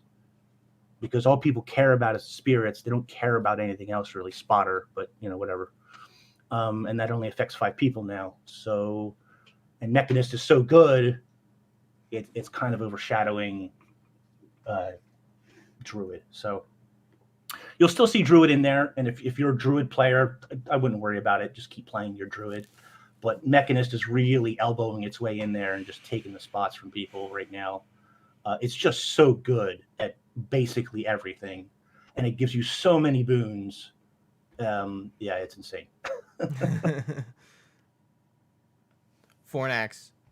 Oh God, you want me to talk about this? Oh shit. Yeah. I don't even know what you play. So, I haven't played one of the new specs. Oh! Not one. I have unlocked a couple because I want the gear, because I'm a magpie. But when it comes to what I would like is to just be able to roll my fist across the keyboard and not die a lot. That's all I ask in a game. So In fairness, I have tried a bit of raiding. I do play a druid, so I'm glad that it's not completely forked. Yeah. But yeah, I'm all the mechanics and the stuff. I leave that to the boys with the spreadsheets. That's just not my bag. It's just not my lane. Sorry, that's all there was. There isn't anymore. No need to apologize. I do find that kind of wild though. Like as like going in expansion, well, like I'm just gonna unlock Willbender instantaneously and jump to it, whether it's bad or not. So that's interesting to hear that you just like you're just like I'm just gonna stick with what I know. No fucks given here. I just don't care. I'm sorry. It's that sounds awful. And people come and look at my guides, guys. You just read the instructions. It's all written down there. That's all it is. Do you main ranger or Necromancer. I'm playing. I like the Reaper Necromancer because although I don't like how the screen is affected, I like going into Reaper mode and beating people over the head with my big stick. That is deeply satisfying, and I enjoy it. And the fact that Necromancer is incredibly sturdy. So if you're a new player and you're a bit shit and you're a bit slow to jump out of things, you get 2 health pools. It's really handy. And if you're doing the Scourge wells, they just do all sorts of things without you needing to really be involved too much, which is great for the disinterested person who just wants to get in there and enjoy the story and enjoy the environments. And yeah, it's different strokes to different folks. So I know what I enjoy. And deeply complicated gameplay ain't it. In every other game, I'm a healer because then I get to choose. I get to help people, which I love to do. And I get to not have to memorize some sort of button pressing, like whack-a-mole shit, which my brain hates. Whether it's my dyslexia or my ADHD, it fucks me up. So I like to be able to heal people. And I was kind of sad that they don't have direct healing in this game. All this bursty stuff. If I'm stood in the wrong place and I press the wrong button, well, I've just healed everything around me, which is nothing. Hooray, But that's more to do with how crap I am as a player than anything to do with probably the mechanics. So interesting though. That's interesting. Yeah, it is because I enjoy Reaper too the most out of the necro specs. As a druid, do you feel like do you enjoy that healing versus any other healer in this game, or? So I like to play. I do play in World v World. I will go onto my Elementalist, and I will do the Elemental Horn healing, and I can't remember what it's called now. I don't do buildcraft, so I say I want to do this thing. I go to a place that tells me the things that I need to equip. I do those things. I try and press the buttons vaguely in the order that it tells me to do. This is probably not the general experience of most gamers. I do that. I do that. You do that. Oh, well. Yeah, I would say it much better now. Is. I do not make raid builds. I just see the thing and I try to copy it. Yeah, that's. But yeah, I love support, and I hate how when I'm playing my support character, I can only play it in group content. If I try and do any of the casually friendly like dragon response missions, oh my god. Oh, I hate those with a passion. They are so I'm so glad that they've just dropped them like the sack of crap. You have no idea how much time I spent to get all those achievements in there and do the what's the map that's really hard. It's snow. Forget what map it's called. Thunderhead? No, it's the dragon response mission that's Snowden Drifts. The Snowden Drifts dragon response mission made me want to pull my hair out. That content was so bad. So I think everyone kind of agrees with your assessment. Thank you, ArenaNet, for not continuing that. That was so bad. Yeah. All that.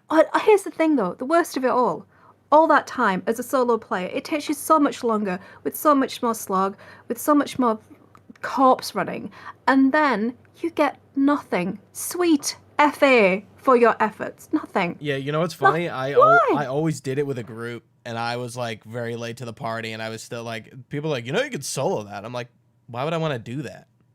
Like, no, I popped all of them. I did not know. No. Yeah, I grouped all of them for the most part. I tried to do it alone. I'm like, this is super hard. Like, what's going on? No, I will say I did every single one of them by myself, and it was miserable, but I did it for nothing. And that's what matters. Yeah, I had to play through them for the story. I didn't really do the achievements or whatever. Yeah, I wouldn't recommend it. I thought that story step would never end. Trash. I would get out of one, and then it's like, okay, well now go do this dragon response mission. I'm like, oh, God. yeah, not good. This is painful. Is this ever going to end? I felt like I did, I don't know, 10, 15 of them. I don't know how many there were or are, but it felt like forever. Felt like an eternity. Yeah, when I got to that story step again, I was in the same boat, and I wasn't like too miserable about all of them, but like, yeah, I was just like, why? Like, this is such a weird structure for the story. Anyway, I did want to kind of the last thing I did want to talk about. We didn't really talk about Echovald too much. I liked it. I think we're all kind of in agreement there. I don't think anyone had anything super negative to say about it, but I did want to talk about Dragon's End and sort of the conversation around that. All I'll say is it's the best meta in the game, in my opinion. I love the map. I kind of don't like how they kind of half-ass you doing it for your story step, and they go, "Oh, if you lose, you still get to the end." I guess it makes sense, but like maybe there was a better way we could have done this. Maybe it could have been a Dragon Storm type scenario, whatever. But I think there's too much hubbub in the community going on around about it. I don't. It'll be easy in like 3 months, like everyone's saying. Like we'll figure it out.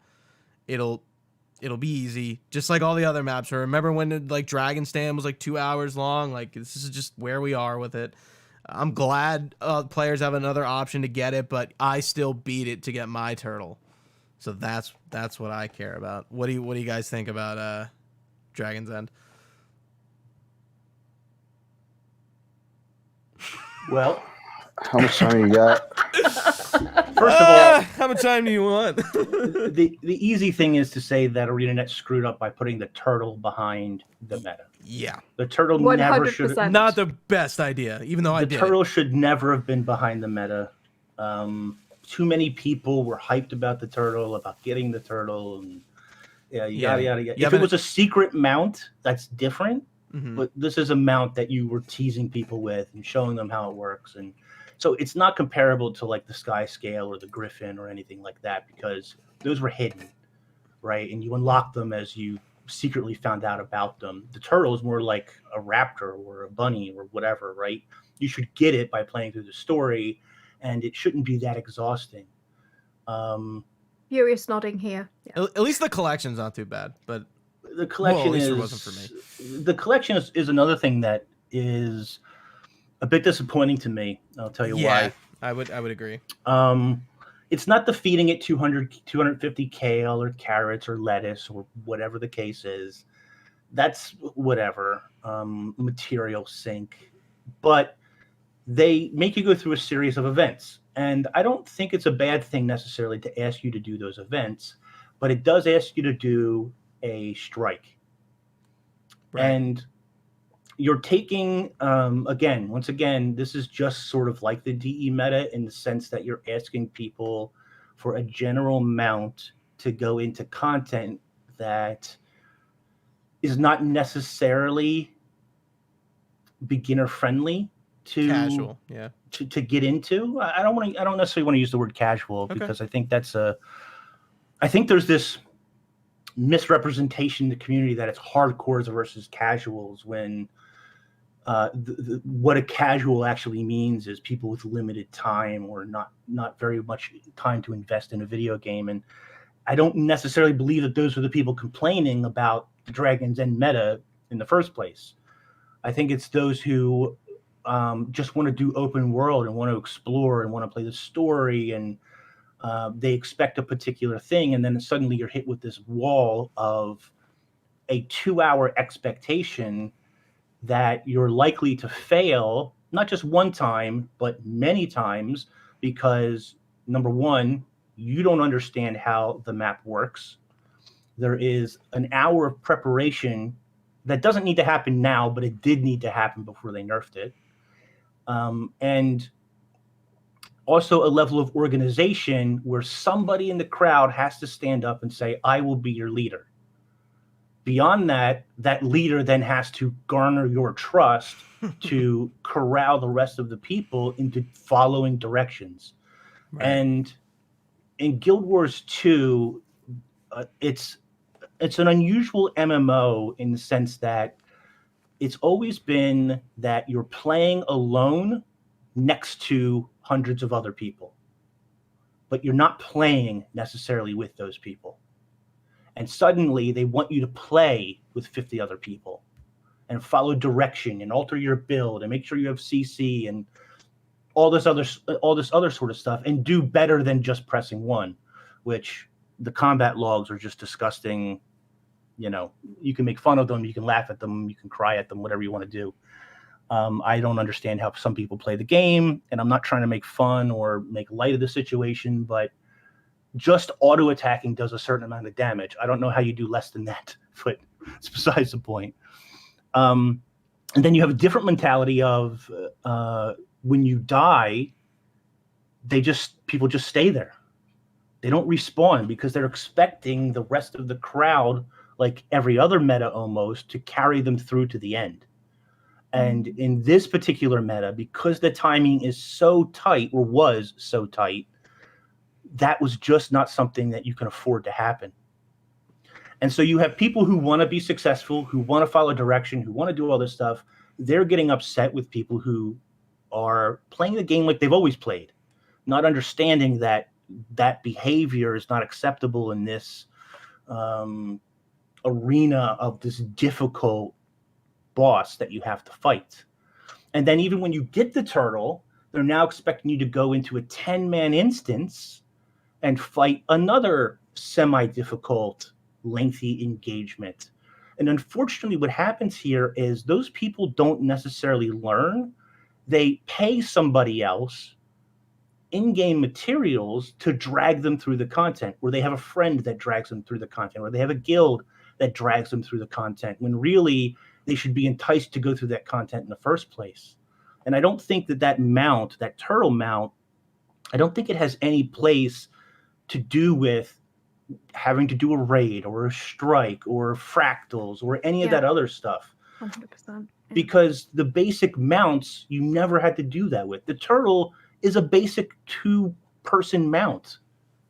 Yeah, it's not a sky scale or a griffin that is this hidden ultimate monster, this ultimate mount. And ArenaNet made it into that when it shouldn't have been that in the first place. Couldn't agree with you more.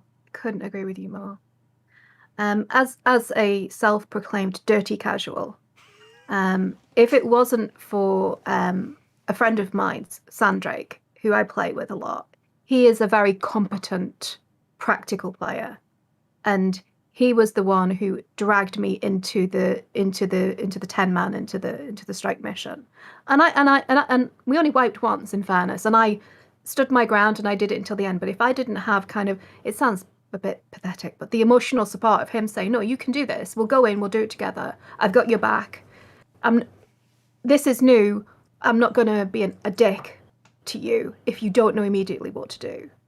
And I think there's a lot of intimidation for people like me who are self-admittedly not super into the mechanics, not super into that competitive, and they get and it's the same with raids. I wanted to go in to experience the story. I didn't go in because I couldn't cope with the culture around the raids. And I think it's less with the strike missions, but there's a certain amount of intimidation factor and also a certain amount of, why the fuck am I having to go into a strike mission when there's no tie into the story? Give me a mission that takes me to explore the Luxon history so I can learn about this interesting faction that was in the previous story and unlock my mount that way, and maybe tie it into the map. So doing the endgame meta map, have it in the map, have it so that we have to use them in the encounter, so that's how we unlock them, rather than we have to kill the boss at the end. Yeah? I will agree with you. It is a missed opportunity from some cool, like, Luxon lore. Yeah. Right? Yeah. It's So yeah, I'm 100% totally agree with you. Inks. There's another problem too with the toxicity that came out of this event, because you had the Hardstuck Guild and other people That's how I like got mine, by the way. Mighty Teapot who were trying to just help people, say, join our Discord, jump in. You don't have to talk, just jump in the chat and listen, and we will guide you through how to do this successfully. And don't get me wrong, sometimes you still fail. Sometimes you would still fail because not enough people listened, or you couldn't get a good map. That's a whole other issue with ArenaNet and the way they do map instancing. There were still some failures. And certainly that's going to add to the frustration, because then there's this expectation of, well, you said if I join you, I'm going to automatically get it, and I didn't. And then they get mad because they didn't get it. And it's like, well, just do it again and, you'll be fine. And then you have some people who are like, oh, I shouldn't have to do that. I shouldn't have to join a Discord and yada, yada, yada. And I agree. You shouldn't have to do that. But in this case, you do if you want it right now. Right. Or wait, because ArenaNet will absolutely address the issue. There's no way for them not to address the issue. And so all this toxicity was created over nothing, really. You have certain, I wouldn't even call myself hardcore, but you have some less casual players who loved the purity of the meta. They don't care about the turtle. It's not necessarily about the rewards. It's about the difficulty of the encounter. How many different mechanics do you have to deal with? How do you become this orb, but it's not like the orb at Doom. It's a different type of orb now. You have to prepare. Like, I didn't even know this. I did the event 5 times before I understood that I had to be there early to prepare for the meta, because not only do I need to get 10 stacks of doing the events, but I need to charge up my Jade bot factory thing, offensive and defensive as well, because you needed every ounce of DPS, because some people are doing lots of DPS and some people are doing not a lot of DPS. And it's not a point of finger like you're not doing enough DPS. It's just a matter of you need to balance that out. And ArenaNet put those meta events in place to do just that, so that there was a damage buff there. Unfortunately, the event is too long regardless. You can't have an hour of preparation and then an hour of the event. That's just insanity when you think about it. I love the event. I think I've done it 3 times successfully, 5 times unsuccessfully. So 8 times 2 hours, 16 hours I've spent doing that event. That's kind of crazy. Yeah. And I still need to do it another 3 times in order to get some of the achievements. Yeah, you did. Yeah, for sure. And then, to make matters worse, and I'm sure this will get addressed soon as well, it hasn't been addressed yet, but there's 0 reward when you fail. Yeah. And they know you're going to fail at least once, if not many, many times. So if you do 20% of the boss's health, or 30%, or you get it down, like the normal fail state was about 30%. People could get the boss to about 30%, and then you would run out of time because you weren't doing enough damage, so you didn't phase it quickly enough. But you should get something for that, especially with a 2-hour investment. I am very lucky and fortunate that I have a lot of free time, but not everybody's like that. Some people get, like, if they're lucky, 4 or 5 hours a week to play the game. Are they going to spend 2 hours doing Dragon's End because they want a turtle? That's likely to fail? I don't think so. They're going to be angry that they have to spend 2 hours doing a meta that might not be successful just because they want to play with their little turtle and have a secondary guy drive with them and shoot guns and do whatever. The turtle's not even that good, by the way.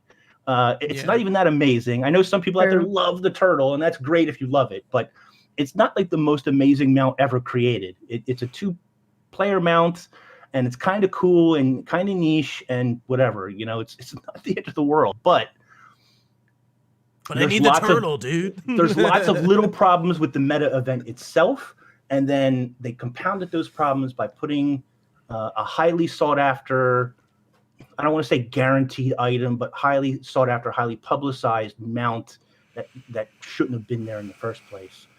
And that just compounded into about 2 or 3 weeks of just pure, even in game it got bad to where people were fighting with each other over nothing, over nonsense, really.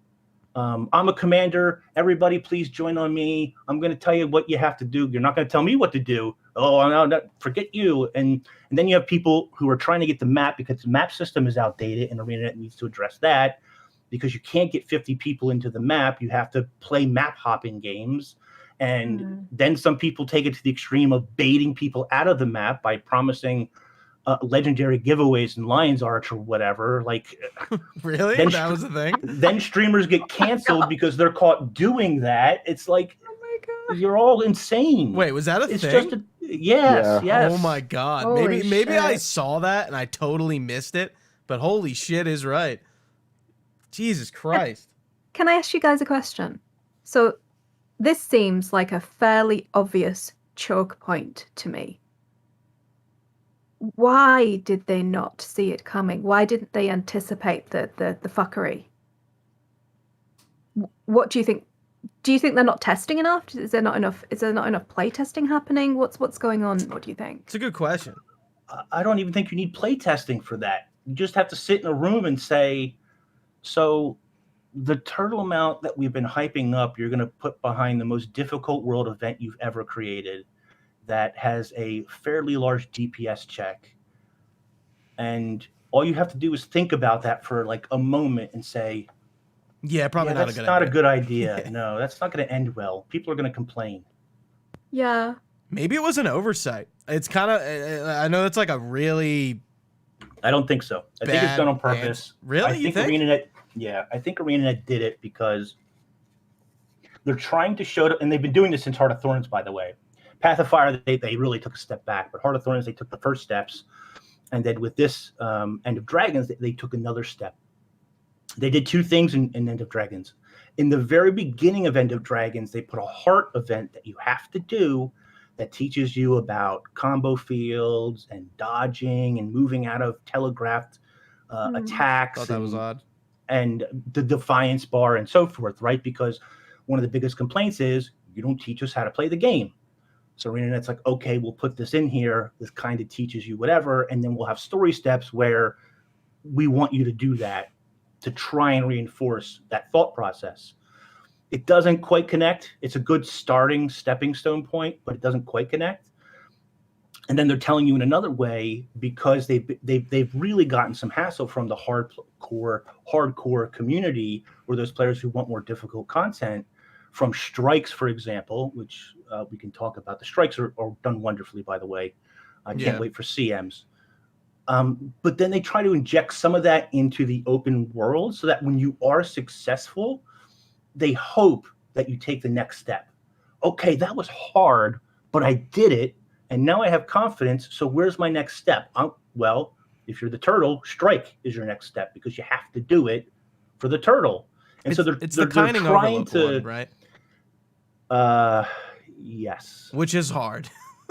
Which is a little bit difficult. It's pretty difficult. One of the more difficult ones. It's a long fight. But anyway. Very long. Sorry. They're trying to goad you into this content, but I don't know that that's the right way to do it. Clearly, it's not the right way to do it because so many people had to fit over it. I mean, if they want to get people into the raiding content, retire some of the Black Lion skins and put them in the raid content, and people will play the holy shit out of that content.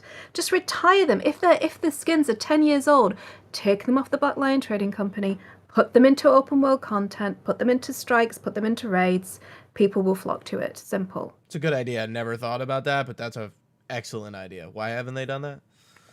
It's kind of the major problem with Guild Wars 2 right now because most of the like rewards that people would want would be in the gem store. I think they have this attitude as well, and if Grouch or anybody else listens to this, I apologize if this is incorrect. But it feels to me like there's an attitude, a company attitude, not a singular person. It feels like there's a company attitude of, we're going to try this out, and if it fails miserably, it's okay. We'll patch it away, and we'll smooth it over. So they put the turtle behind the difficult content. It goes horribly wrong, just like they probably thought it might. Mm-hmm. And then they just patch it away and they say, okay, well, you can get it this other way. Rejoice.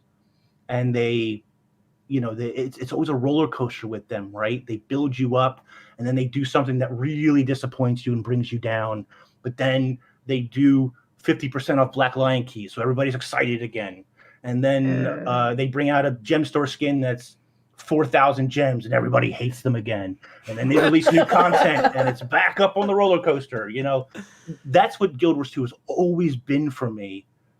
Since day one, it's always been this roller coaster of emotions of they do something really good and yeah, Guild Wars 2. And then they do something that's like, how could you do this to me? And then I'm at the bottom again. And then they do something really awesome and I'm back at the top. Yes, I love you. And then they don't release raids for like 8 years. Oh, and then I hate you because raids are dead. But we have new strikes that are really great. Oh, and I'm back up on the roll. It's constant. Really and good observation. I feel like that's almost a company attitude of theirs to say, we're going to try this. And if it fails miserably, because it might, then we'll do something else to fix it. No problem, because we always do that. But if it works, oh my God, we're geniuses. Oh God. I think you might be right. Yeah, dude. Shit, I think not good. that's probably like the most astute thing I've heard today. You're right. You're really right. I don't think I could have realized that you're spot on. Age, what were you gonna say? Yeah, I agree with that. It's been kind of weird. Like even like from the gem store to the content to what they do in PvE, open world PvE, I think Inks kind of hit the nail on the head there. I agree. They shouldn't have put the siege turtle at all there. I think that was just not a good idea at all. I think the idea was behind. They wanted to get more people into the strikes content and just to like entice people into that by just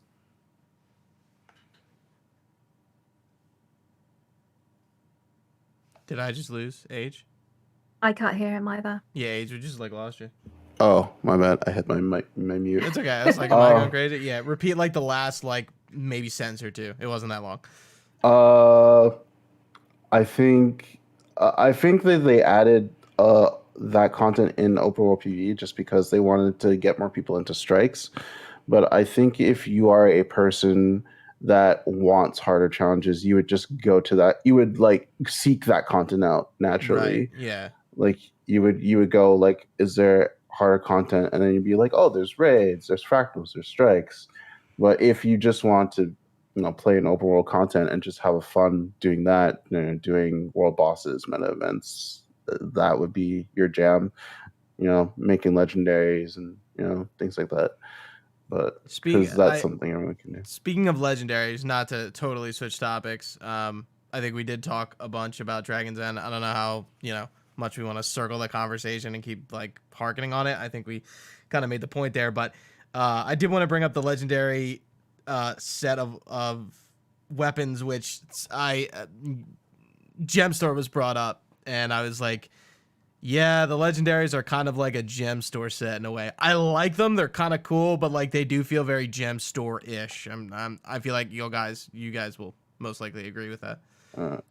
Inks. I'm still waiting for that dagger. Just yeah, you and everybody else who seems to think I'm a legendary weapon coin-operated machine or something. Hey, don't you have them all? I'm missing a hammer and a focus. Oh yeah, that's it. See, you don't even need a dagger. What? How many? I have like 24 legendaries. First of all, Age. I don't know how many people know this, but Age is a legendary making machine. Yeah. Especially during Path of Fire era, like he was just like, I don't know, you were cranking them out quick. Yeah. I was trying to beat 5 a year, but like I didn't do it this year. 5 a year. Oh my God! I thought I was badass. I've got like 4. I'm like, yeah, I'm a pimp with this, but holy fucking short balls, dude! What? My thief is geared except for like rings. So yeah. Jesus Christ. So I've made 2 Arene weapons. I'm working on the 3rd one. The 3rd one's going to take me a lot longer because now I'm out of materials. Like I had a bunch of materials saved up, and making Arene weapons is actually a lot easier than making the other legendaries. Which is nice. It goes End of Dragons, core game, Yes. Path of Fire as Slash Heart of Thorns. Yeah. Slash Heart of Thorns for making them. So I made a video very early on when all we had was the information that these are going to be the Arene weapons and here's what a couple of them look like, and I was like, Black Lion weapon set, like whoop de freaking do. However, and I was a little upset about it at the time. I think I have every right to be. And I think a lot of people agreed with that sentiment at the time, unless you really like the weapon set, and then you're like, who cares? I love this weapon set. And that's fine too. However, since then, ArenaNet has said, well, we're going to put something in there, and we don't know how this works at all, but we're going to put something in there that lets you attune them to different Elder Dragons. So you'll have Arene weapons, but then you're going to have Zaitan, and you're going to have Kralkatork, and so on and so forth eventually. So that to me was like, okay, that makes them way more interesting to me. Yeah. Because I don't care about the Arene weapons personally. Not my style, not my thing, but I love Primordius. I have always loved Primordius since day one. I was so disappointed with what they did with him. But anyway, I was so happy to see him back in the Strike mission. Oh, I love him in the Strike mission. But I am interested in, like, what is Zaitan going to look like? What is Primordius? What are these? Kralkatork's another favorite of mine. So what is Kralkatork going to look like? And they have lots of Kralkatork-like weapons. So we'll see. That's what interests me. Now, I did make 2 of the Arene weapons. I made Scepter and Axe. And the effects on them are pretty much the same. They're very rainbowy. So if you like the Bifrost, they sort of match up kind of well. They have footfalls of little crystals that form, and then the crystals sort of shatter as you move away from them. They're very nice. They're very cool looking. If you're going for the rainbow luminescence kind of look, then I think they're pretty cool. I think I'm working on either Torch or Warhorn now. But my big thing is about changing them into something else later. And I'm wondering how that's going to work exactly. Like if I upgrade to Zaitan and then Primordius comes out and I upgrade again, I'm sure they're going to let me cycle through whichever dragon I want. That's exactly what I was thinking. I was like, so do I lose it or can I go back? That should be interesting as well. And how expensive is it going to be for me to upgrade one of the legendary weapons? I expect there to be a cost and a sync and all that kind of stuff, but how big is it going to be? I don't know. We'll see. Isn't it in your wardrobe? So, or right, the legendary storage. That's a good point. So True. I think you just, like, if you have that legendary unlock, you just get this item that'll let you attune it. Yeah. Okay. Well, but see, it would just unlock. I feel like the attunement process is going to be a collection or something, right? Yeah. Yeah. It would just be tied to your account, I would imagine. Do you think that they will expand the dragon story so that we understand more of it via these collections? Because that would be an awesome key in for people who care about the lore. Yeah, I would say in your dreams. I hope so. I don't think they're gonna do that. Thank you very much, mate. Fingers crossed, though. Yeah, I think that's asking way too much. I would be so surprised if they did that. It would be really cool, but I don't know. It just seems like too much. At the very worst, you're going to get a little tidbit about whatever. Like the weapons have a little tidbit of information about the weapon itself and Arene. So maybe when you make Primordius Axe, or maybe you just unlock Primordius. I don't know. Maybe you don't have to do each weapon. Maybe it'll have a little tidbit about Primordius or something at the very least. We'll see. Yeah, that's what I would say you're probably going to get. Like the first hot legendaries, everyone loved those because of story, but it consumes quite a bit of time. Yeah. So But they were so good. they were really good. Yeah. Like Yeah. I never finished. I'm halfway through. I never finished the shortbow Chuka and Jumpawat. But that story is amazing for making the weapon. Like it gives you a connection to the weapon that you would not otherwise have. Mhm. It feels like a legendary journey. Exactly. yeah. Exactly. Making Nevermore was a legendary journey. Yeah. It was awesome. Yeah, and I think that's kind of a thing with Guild Wars and ArenaNet. They do these things once and then they never do them again. Like they never made legendaries like HOTS were. We never got back to that point. I couldn't see them trying to do it again. Unfortunately, it was just too time consuming for them in the end. Right. Great idea, but there's a cost. Yeah, the cost, I guess, was just too great for them to Yeah. keep doing it, which is a real shame because that is, like, to me, that is the highlight of legendary weapons, is those first HOT weapons. I really would have liked it if they did it with the Arene one, because it would have been essentially the same story, but you just get a different weapon every time that you wanted. Yeah, I mean, you're right. They could have just done the same precursor story, and you just get a different precursor every time. You know, that for that collection, you're right. That could have been a one and done sort of deal. So there's no story element to it. There's no exploration element to it. It's No, to do the crafting. It's just like making a Core, a core or a whatever set. You make a bunch of pieces, you throw them in the forge, you make a weapon. Yeah. Well, You do about 10 Shit. billion EOD events, and yeah. that doesn't make it. I'm sorry, that doesn't make any sense to me. It's the end of 10 years of storytelling. They're capping it off with these legendary weapons, and they don't put any story related to the Elder Dragons in the legendary weapon process. Nope. Lame. I'm trying to think. I'm I trying know. to think back now. So you have to do map completion, obviously. You need like 30 clovers. You need to do a ton of events to buy these paper something or other. They're like 500 scroll currency each. You Yeah. need like 8 of them if you're making like the precursor as well, or you could just buy the precursor, whatever. You need a ton of the ass items, the ancient whatever ancient statue, whatever they're called. Oh, those things. Everybody What's it calls them called? ass. Yeah.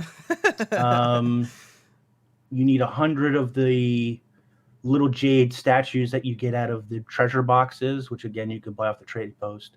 Like the only thing that stops you from just making it pure money wise is map completion and needing the scroll currency. As in old world map completion or new world map completion? New world, yeah, the new okay. the 4 new maps. Okay. I think pretty much everything else, almost everything else. You still need a gift of battle, for example, which you can't buy. Of course, you got to do World Restore for that. And everything else, I think, is pretty much buyable from the trade post. Yeah, I remember looking through it, the recipe on Wiki, and it's just like I just had to do events pretty much. Yeah, just a ton of events. Yeah. I'm kind of gonna be honest. I'm kind of disappointed. I was hoping that there would be some really juicy lore tie-ins. Yeah. God damn it. That's kind of why I shut you down a little bit. I was like, don't think there's gonna be more because there's already not a lot. It does kind of suck, but again, it's like it's a give and a take thing. It's like they do something once and everyone liked it, and then for some reason they just don't do it again. There's really no. I mean, there's a very clear reason why they don't do it again. It takes them too much studio time. You wouldn't have 16 legendaries. You'd have 3 or 4, maybe. Yeah, I Yeah. mean, I guess the reason, right? Maybe I think I just kind of missed. On the other reason hand, is it just takes time. Counterpoint to that, if they would announce that ahead of time, right, and say, listen, you're only going to get 4 weapons at launch. Here are the 4 weapons, and they're going to have full legendary paths. And then they came out with 1 legendary weapon per release. Yeah. that would actually be good, because when they did that with Path of Fire, people got excited every time they seen a new legendary. Number one, the hype. What is the legendary going to be? Is it going to be my legendary, the longbow that I need, or the hammer that I need, or whatever? Or is it going to be a legendary I don't care about, pistol or rifle or whatever? I'm just making that up, obviously. But right. But then you find out what it's going to be, and then you see the animations, and then you get excited. Okay, I'm going to go make that. And it allows the community to also, like right now, all 16 are out there. I don't think too many people are like myself who are making one after another. Like I'm on number 3, and I've exhausted pretty much all of my resources. So number 3 is going to take me a long time to make, and number 4 is going to take a while to make, a couple months probably. If you space them out, because story takes a couple of months to pick up again and to start going, and then you got about a month between each story, give or take. You drip feed these legendary weapons. More people are more likely to make them, which draws all that currency out of the economy and the community, which you really need in the game to keep balance. So I think there's pros to doing it that way, and I wish they would kind of take that into consideration. Yes, there's the negative side effect that people will complain, oh, I'm not getting all 16 legendaries at launch, but at the same time, tell them ahead of time, like, you're going to get a full legendary journey and one weapon for each story until we're done with 16. Well, that would get my vote, but I don't know whether I'm in the minority. So I wouldn't mind that, because since there is core that if you can't wait to get a legendary, you can just make one of those. It also allows players who don't have a lot of time, let's say, if they release, let's say, the rifle boat. I know some people love the rifle boat, HMS Divinity, whatever it's called. Not a big favorite of mine, but that's fine. But if they know the materials to make that, then they can guess or take an educated guess as to what do I need for scepter or great sword or whatever is the legendary that I want to make. And so that they can slowly build up their materials so that when it does release and they do get the legendary they want, there's a little more gratification, instant gratification there for them as well. I mean, they could even be more transparent than that and say, this is the stuff that you're going to need. It's going to be in-game, but you're going to have to wait for the thing to release. So you can get your collections done. You can, right from the start, you can be collecting what you need. And then as we've completed this special, wonderful, toppest story content, then you can do it in a one when as soon as it pops. They could even do that so that it allows people to collect the materials whilst they're waiting for their legendary to pop up in the list. Yeah, I mean, I think that's great. And then they did have a great idea with cycling through the other Elder Dragons. You can add that on top of it. You draw it out even longer. You sort of double dip. I made the pistol, but I don't care about anything else. Well, now I need to go do Primordius pistol or whatever.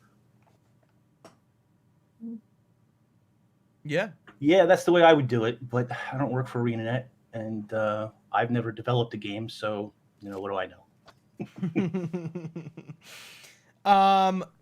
I think the only things I sort of have on my list to talk about, just to kind of give a timeline, masteries. I know we wanted to talk about the strikes, and then maybe just like the end of the story, and then we can kind of wrap up. We didn't talk about the masteries at all this whole time. What did you guys think of those? I think the Jade bot is pretty wildly like. When were they going to explain how to use that? Everything else is pretty good. I don't really like Arborstone all that much. I like Eye of the North better, but I don't think it has anything to do with the mastery line. Fishing's great. Skiff's great. The Jade bot is just, again, like, why? Like, when were you going to teach me how to use this thing? What do you guys think? Kind of like the non-hands-on approach to Jadebot. I didn't know what to do with it either. Then it was just like reading through. It's like, if I go on this line, I can just like replenish my battery. It's like, I have 4 charges. I can use these to get like these offensive buffs, the defensive buffs, etc., etc. So it's kind of like just I kind of like the non-hand holding for that, just to see like what it does. It's and not just, that like, aspect of interacting. it. It's the like the modules and stuff, which is locked behind Oh, jewel I've crafting, been which is okay. So I haven't really messed with that yet. So I yeah. can't They really don't say. really like be like, hey, check this out. It's just like, oh, it's hidden away in your menu, and it's like, when, like, what do I even do with this? I'm still trying to figure it out. Well, it's just like there's a Jade workbench, as far as I know, and Yeah. then I really haven't messed with the jewels yet because I don't think I need anything like immediately right away from any of the buffs that they can give. It might be helpful, Mm-hmm. but yeah, I haven't messed with that too much yet, so I can't really say. All the other masteries are pretty good. Thanks. Herald. Oh, me. Okay. Yep. So I like the masteries. I do. They don't feel as quite as significant as previous expansions. Like the boat is cute and lovely. I like the boat. I'm pro boats. Pro boats. But it's a fun way. If there was more ways to integrate it into the gameplay, I would feel it was more significant. I like Arborstone. I think it's interesting, but I feel now the Spread same out. way that I did when I watched them going through it on the live stream. This is interesting and it looks cute and I like the upgrades. Why am I doing this again? What purpose does it serve other than just unlocking different? There has to be like a tie-in for me. Why? Time is precious. Why are you asking me to spend this time to do it? And I don't feel like right now, other than some shinies, there's any incentive for me to do that. Right. I would prefer it to be linked directly to something substantial that I get out of it, if that makes sense. So like with the Griffin Mastery, you have appreciable gameplay elements in the game, being able to summon the griffin while you are gliding, being able to spring off it to get to, like, try and break out maps. Not that I'm advocating any of that, but there's a direct gameplay element to it that you see a tangible benefit to you, and the Jade bot fulfills that, but the others I'm not really kind of syncing with personally. I don't know how you guys feel. Fishing's nice, but there isn't any super duper awesome collections that I've figured out for that, I guess. Go on. Oh, go on. So I'm not a big fisher, not yet anyway. I know that a lot of people It's are. fun. They love it. I think Arena had a good implementation with fishing. I don't find it too annoying. I don't find it like it's not hitting a rock and just getting your material. There's a little game you play with the sliding bar and whatever. I'm okay with that. It seems so far pretty good, pretty simple to me. I know, just like World of Warcraft is my other fishing example, you have to catch certain fish at dusk or at dawn, which can be annoying for people, but that's also part of the nuance of it. We haven't seen it yet, but I'm sure we're going to see seasonal fish. You can only catch during winter's day. You can only catch during whatever. So I'm sure that those are probably coming. That'd be really cool. Certain fish require certain lure. You can only catch it with whatever. A shrimp. You can only catch it with a mackerel. You can only catch it with whatever.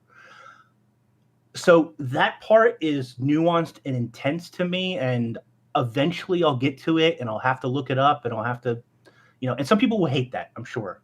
I like that. That doesn't bother me. I like that about fishing in games, that I need to be at a certain place to catch a fish at a certain time and yada, yada, yada. That might be a little difficult for people who don't understand the day-night cycle of Guild Wars 2. There's third-party websites you can look up that will tell you, is it day, is it dusk, whatever. So you'll kind of need to use that as you go through. As far as the mastery line, it's fine. It's okay. It's not earth-shattering or anything. It's a good one, I guess. The skiff is sort of similar to me. I didn't really use, and I haven't really used the skiff a whole ton. It's cool. There'll be many, many boat skins for you to buy. Skiff skins, whatever you want. Yeah. They'd already released one, which I think is super adorable and cute. I didn't buy it, but it's cool, and I'm sure there will be many more. And again, the mastery track is fine. It's okay. The Jade bot was the first mastery I did. Overall, it's a good mastery line. There's a couple of things that are sort of annoying. One of them allows the Jade bot to res you faster than your regular res, but you don't have a choice as to when to use it. It overlays over top of your regular heal skill. So if I go down an open world, it's going to make me use it at a time that I might not use it. Might not want to use it. I might just want to use a regular heal to get back up. Good point. Yet I have to burn this special thing that I might want to save for a boss fight, for DE, for example. So if they put it on a different button, added a 6th skill or however many there are now, that would be preferable, so that I can choose when to use it rather than having to burn it ahead of time. I don't think that the core system and the upgrade systems is explained at all. Yeah. Like, most people have no idea what to do with them. I only know what to do with them from trial and error. And in order to get tier 3, you have to make tier 2, which you actually buy from a vendor with tier 1 and some gold, some silver, and some karma or something. And then the tier 3 drops from particular events. I have no idea which events or which strikes or which whatever, because I haven't done the research on that yet, but eventually I will, and I'll figure that stuff out. But it's just not clear about any of that stuff. And on top of that, some of the logic behind them doesn't make sense. So one slot will be usually, it'll be something to do with getting extra materials. You'll get extra jade shards or extra totems or extra blood or extra leather or cloth or whatever the case is. And so you have to decide which of those is better. Originally, I went with jade slivers. Turns out that unless you need particular, unless you need like season 5 materials or something, it's kind of a waste. And so totems or blood is probably the best one for you to add to your bot. Coupled with that are some other ones like gliding. You can extend your glide updraft. You can extend the turtle damage or endurance or something, I forget. And those all fit in the same slot as treasure find or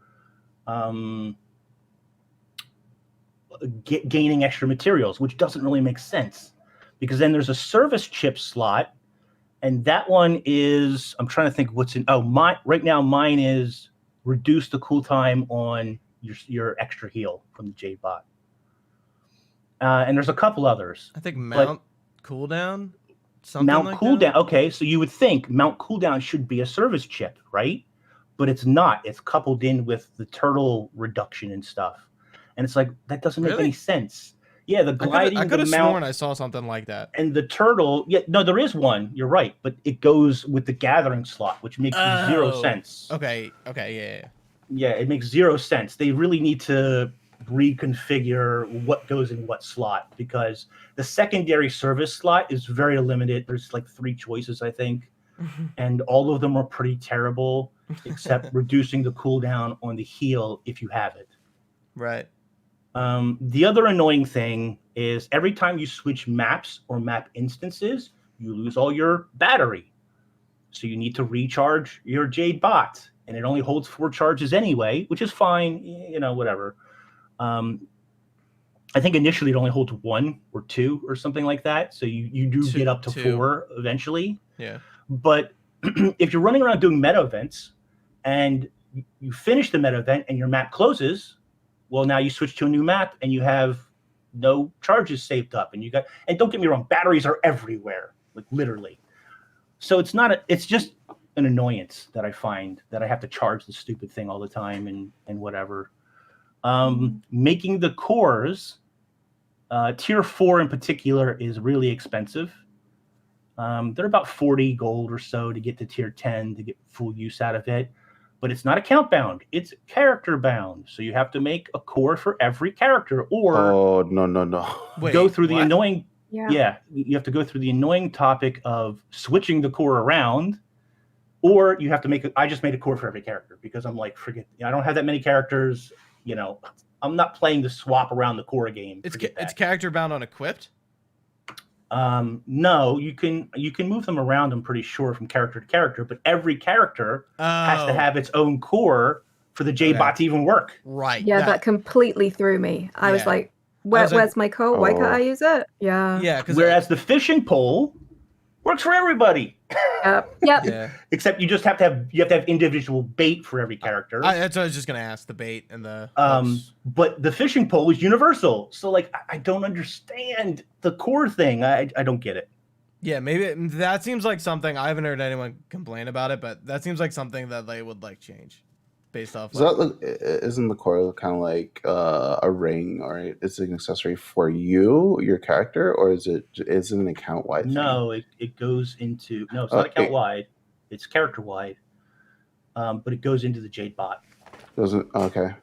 So the Jade bot has 3 slots. It has a core, which you need to make it work at all, and then it has 2 optional upgrade slots that will give you a little extra something. So in the eyes of Guild Wars 2, the Jade bot is character bound, essentially. Yeah, For some unknown reason. Yes. Yeah. Now, here's the thing, and again, I don't really excuse this, but you could set up the Jade bots like let's say you have one character who always this is your Griffin riding character. I know there's a big guild out there who does Griffin riding tricks and so forth. They probably have particular characters. You could set up one character just to have Griffin gliding extended, or the mount extend gliding, or whatever it's called. So you can customize each character to be different or specialized in something different. But is that really better than just having an account wide and letting me swap profiles or something? Yeah, why not have bot templates like they have build templates? Why not? Oh gosh, can you imagine if they had robot templates and yeah, then you 200 gems for a bot template, please and thank you. Oh brother, I take it back. I take it back. Forget I ever said it. Sorry. On the other hand, having this character wide, it's like bag slots are character wide, right? Right. My Ranger has max bag slots, but my Revenant has 5 or 6 or whatever he comes with, and like that doesn't make any sense either, right? So it's just I don't get it. It's QOL shit, And this is not even something that is monetized right now, right? Yeah. Right. It's When are we gonna get the Jade bot skins? When are we gonna get those? Who knows? But I just don't understand why I need a core for each character. It just doesn't make sense to me.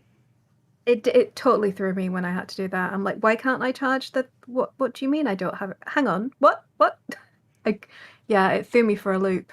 I did forget to mention the turtle one, but I actually haven't even started it. I don't even So know I finished the turtle one. It's okay. It's good. It's like fishing or skiff. It's good the way it is. It increases damage on certain things. Yeah, the guns that's kinda do what more damage. Your stomp does more damage. It's a typical mount one, so that's good. Sure. Arbor Stone, last and not least, and I apologize for just going on and droning on for hours. Apologize, guys. Oh, go ahead. Yeah. Arbor Stone is utter crap. I'm glad you said it. Say what you think. Don't beat around I the am bush. an North please. mastery. For a mastery track, it's utter crap because it never needed to be a mastery track. You have things like Eye of the North, and what was the one in Jahai? The Sunspear Sun's Outpost? Refuge. Yeah. So you have 2 instances in the game that are already like upgradable instances, which is exactly what Arborstone is. Yeah. Why would you not just follow that recipe? Why did you make it? You made it a mastery track because you needed more mastery tracks, but it's not a good mastery track. Agreed. Now, that being said, if you're listening to this and you don't have Arborstone maxed, max it out because you can buy the Ascended statue, whatever, from a vendor that you get when it's maxed out. And you can buy 5 of them a week, and they're worth like 15 gold a piece. Now, if you would have done that 2 weeks ago, they were worth 30 or 40 gold a piece. So you would be making a couple hundred gold for doing nothing just by buying these items and selling them on the trading posts. This is what people are doing. It's also Canax backpack skins, which are quite unique and interesting. That's Right. That's a thing. Yes. You made me realize that I didn't realize this. I just thought about it. I've never made less money in expansion ever. I have made zero money, like just from like playing the game. I always thought that was like, oh, like I always liked how like I monetarily made like a decent amount of funds playing the game, but in this, in End of Dragons, I've made fucking nothing.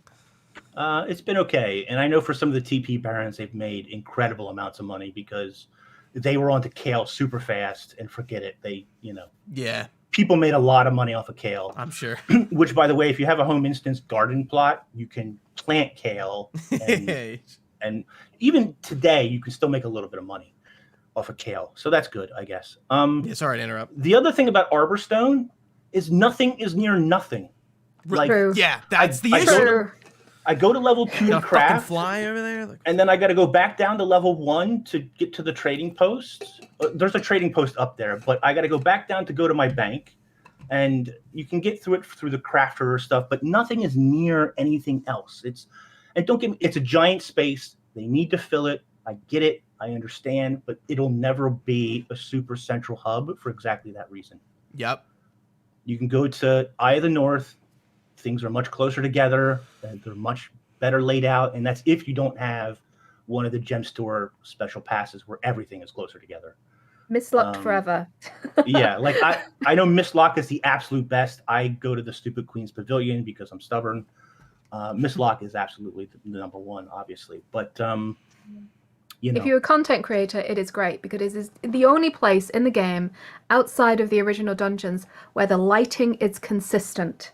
So if you're trying to show off any weapon skins or any armors, you have a consistent light rather than the day-night cycle fucking with your recording. So, super tip. Sounds like you know. Sorry, carry on. No, I think that's a great point. I think a lot of people should know that, actually. I didn't know that, so that's Yeah, good. I don't think I knew that either. But that's just, Arborstone never should have been a mastery track. It's all stuff that you could upgrade just like you can in Ice Brood Capital or whatever the hell it's called, and the other place, Sunspear Refuge or whatever. Yeah. We already have proven systems in this game that worked fairly well, and they just needed another mastery track. So that is my worst mastery track of the whole set. Fishing, skiffs, turtle, they're all fine, good, whatever. Jade Bot is the biggest winner for me, even though he's confusing to deal with his mods or whatever because there's zero explanation. I didn't even know how to get the research papers at first. Yeah, I didn't either. I was like, you have to salvage food. I was like, you have to it's the only craftable something thing I crafted, have. Yeah, and it has to be a certain level. Stupid. I just do level 80 stuff now. In the first week or so, you could use the Halloween tapioca pudding or something, and it was like it cost you nothing. Yeah, but they fixed that. So now getting research papers is a little bit more expensive. It's not terrible. You just have to dip into your funds or your. There's no salvage all on the toolkit, which I'm sure they'll fix. Yes. But yeah, I've sat there for like 2 hours just click. I know I should just get an auto clicker, but I'm stubborn and I don't want to use an auto clicker. Just put the feature in the game. Right. What's an auto clicker? What is that? So an auto clicker is something that you can use that will auto click the mouse. And it's illegal to use in Guild Wars 2 except for salvage kits. I mean, I have like a massage thing that I could like put on my finger to that bitch, but beyond, it's like a software thing, is it? You can, I was gonna say you can make macros that auto click. Yeah, you don't even need to touch the mouse. You just press it once and it'll click. It'll click away X number of God, times. I'm such a scrud. I know nothing about any of this. Sorry, carry on. This is very educational for me. So just Google auto clicker and the rest will take care of itself. Yeah. You're allowed to use it in Guild Wars 2 for opening bags and for salvaging like items. Because before there was the salvage all, I actually one Halloween I broke a mouse opening like 600,000 Halloween bags. I broke the mouse button on my mouse. I had to buy a new mouse. Do you have carpal tunnel now, or? Oh, terrible! I don't have carpal tunnel, but yeah, it was not good for me. Let's just put it that way. Eventually, I gave up and I turned auto clicker on, and I did it that way. But it was ridiculous. Opening bags for Halloween, and then you have to salvage and get rid of all the crap and yada yada yada. Those are the old days of Guild Wars 2 that most of us don't have to deal with anymore, thank God. But if you do have something where you need to get through a ton of envelopes or a ton of bags or whatever the case is, or salvage research papers, for example, Google Auto Clicker. You're allowed to use it in Guild Wars 2 just for those things. You can't use it anywhere else. You can't use it to fight or, whatever, play the game. But you can use it for your inventory. Anyone have anything else on the masteries? All right. The strikes are pretty cool. And in talking about the strikes, we're also talking about like story mission encounters. They're all like really good. And the last one, I forget what it's called, the Harvest Temple one.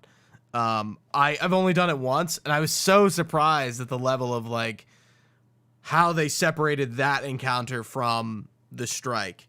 And I was just like, holy shit, this is awesome. It's so epic. And we haven't talked about the music, but the music for that fight and the DE fight with Soo-Won is sick.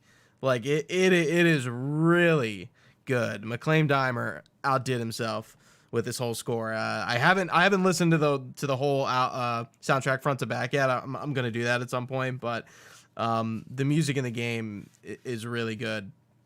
And again, all the encounters for the strikes are really fun. They're interesting. I like how they incorporated them with the story. So we have Mitrin / Scarlet, Anka, Minister Jin, which I just think is too long overall. I like the format. I like what they're trying to do, but like fuck, that is a long ass fight, especially if you're learning it. Like not even raid bosses I feel like are that long. Maybe I'm a little wrong, but it just feels like long and drawn out. And then the Harvest Temple one, when you fight Soo-Won / Dragon Void / all the other Elder Dragons, it's just like this cool culmination fight. And the way they do the end of the game too with that is really dope. What do you guys think? I haven't done the strikes yet. Okay, you got something to look forward to for sure. Yeah, because I did one of the initial strikes that came out. I did like a few at Maven because they just needed someone. I'm like, oh, these are really easy. So I figured like with these ones, it's just like they'll be relatively easy. They're a little more difficult, but maybe besides the first two, Anka and Scarlet / Mitrin, they're pretty easy, and then the other two are pretty difficult. But I think their difficulty is fair. To be honest. Yeah, I heard the last one was actually pretty raid-like. Yes, with its mechanic intense. Yeah. Yeah. There's a lot one of shit thing going that on. yeah. There was one thing that I heard that I'm like, this kind of defeats the point of strikes in and of itself, is that they got carried the first couple strikes, and then the last one felt like a raid strike that they couldn't do. I'm like, well, yeah, because you got carried through it. The whole point of strikes in and of itself. And this is kind of one of my main problems with strikes, is that strikes were supposed to be designed so that people who aren't used to that type of difficult raid like content can have a way to like an entry point into that type of content. So if you're not actually learning things and getting carried, you're not going to actually perform in strikes that are harder or raid content. So this is one of my problems with strikes. The other problem is that I've one of my fears with endgame PvE is that arena likes kind of like hopping from one thing to the next thing. So it's like from dungeons to fractals to raids to strikes, and like I'm hoping strikes is it. But yeah, they designed it for everyone, but if people who are getting carried don't actually learn how to do the strikes, they just won't play them. That's my fear. I've gone through one strike mission, which is the Ministerly. I did it as a druid healer. Yeah. It was fun. I have to be honest. We got it the second time. It was fun. It was just fun. as a person who has raided in all other MMOs, from SWTOR and Final Fantasy 14 to World of Warcraft, where I was actually a healing raid leader, the worst thing that I find about all mass group content in Guild Wars 2 is visual noise. So it's very hard. I'm not a particularly gifted player, so it's very hard for me to focus on the skills that I want to press to make sure I'm doing my job, to keep people up or to keep the buffs up that I need to in my role, and be able to clearly read the telegraphs and the boss when my screen is full of everybody else's spell effects. And if I could have one thing to improve the raid experience for me, it would be the ability to mute everybody else's spell effects so that I could just see what the boss is doing, and perhaps even some better. So Final Fantasy 14 is fantastic with its telegraphs, and it has deeply complicated raid mechanics, and I've done all of their raids for a dirty casual. That's astonishing, but I have done all of their raids in varying difficulties, and because they have this standardized language for telegraphing specific abilities of stacks and pushes and pulls and all the gambit, they have hugely interesting fights that are very well telegraphed, that with a sliding scale of difficulty, so that you can go in as a nub casual, dirty casual like me, and enjoy the raid, get the story, and move on. And you can have stacking difficulty with stacking rewards ever increasing as the mechanics are ramped up. And it's not just increasing the health bar, additional mechanics are brought in. So I would like better telegraphing and less visual clutter to be able to really enjoy. And of course, as always, I'd like a proper raid tourist mode so that we can go back and enjoy the old raids, or even like make them open world bosses, because half the time the raid maps are so massive it feels like you're in an additional map anyway. So if they just open them up, that would be ideal for me. But that's like daddy I want a pony type level of requests. So I feel like that's more realistic than your Elder Dragon lore. to be God honest damn, dude. Yeah, Dagger in the heart. Because like they are going that way with strikes, so it only makes sense that they make the other fights and the other raids accessible via like a strike mission. Like I feel like it will happen. To be clear, I'm not asking for them to get rid of the raids as they exist now. No, yeah, I know. It would be a supplementary to it, right? You know? Yeah. Hey, I don't want to do the raid. Just do it like a strike. Thanks. Raids always should have had a difficulty slider. It's a shame that it didn't or doesn't, because that really hurt popularity overall with raids. Yeah. Unfortunately. Yep. And before I talk about strikes very briefly, just like fractals aren't the same as dungeons, raids are not the same as strikes. There's the journey in itself that adds to it, that makes them different. The boss encounters tend to be different. It's not that strikes can't be those boss encounters, but they aren't currently. Although Temple Harvest comes pretty close. Yeah. The first strike with Scarlet comes out. I don't even remember the names of them. Yeah. Bring lots of CC, lots of crowd control. You'll need it constantly with the break bars and the whatever. Anka, I don't remember the exact key there. Less CC, but still not a bad fight. There's transitional phases where she moves from room to room or whatever. Not entirely super duper difficult, either one of them, although they're a step up from traditional strikes. So if you're new and you're getting into strikes, go do the old strikes. Even if you don't know what you're doing, they will be a much easier process for you to get through and then graduate into these strikes. The third one with Minister Lee, what is it called again? Kinding Overlook. Okay. Yeah. The Overlook. It's too long of a fight, in my opinion, but the mechanics are there. They're solid. They're fun. I think they need to make the Roman numerals bigger. They do appear on your bar, but I'm supposed to be staring at the game and not necessarily my bar. So what makes the fight long? Phases. So you fight Minister Lee, and then you go down to a larger up here, Yeah. and then you go down to a larger platform and you fight a variety of minions from the story, like the sniper and the robot and whatever. Yeah, when you fight Minister Lee in the story, it's the exact same fight. Oh, okay. Yeah. Just with more mechanics. Yeah. It's just and it's hard. And you have to phase. There's like 3 phases, and it's long. There are some fairly unforgiving mechanics. If you're in the way and he does his dash, you are down. I think no fucking ifs, buts, or maybes. All the strikes are kind of like that. Like I know the Scarlet one. Like there's that ring thing that's circle. Like you hit get the right you circle. Get fucked. Like if you miss. Like there are a lot of insta killing moves in all of them. Can I ask a tangent question? Sorry, hopefully not derailing. Do you think that having the Echo of Scarlet as a Revenant ability is foreshadowing a future build? So. That'd be cool. I hope so. Mm. It makes sense. Never, I wasn't a big fan of Scarlet. I really wasn't. Ditto.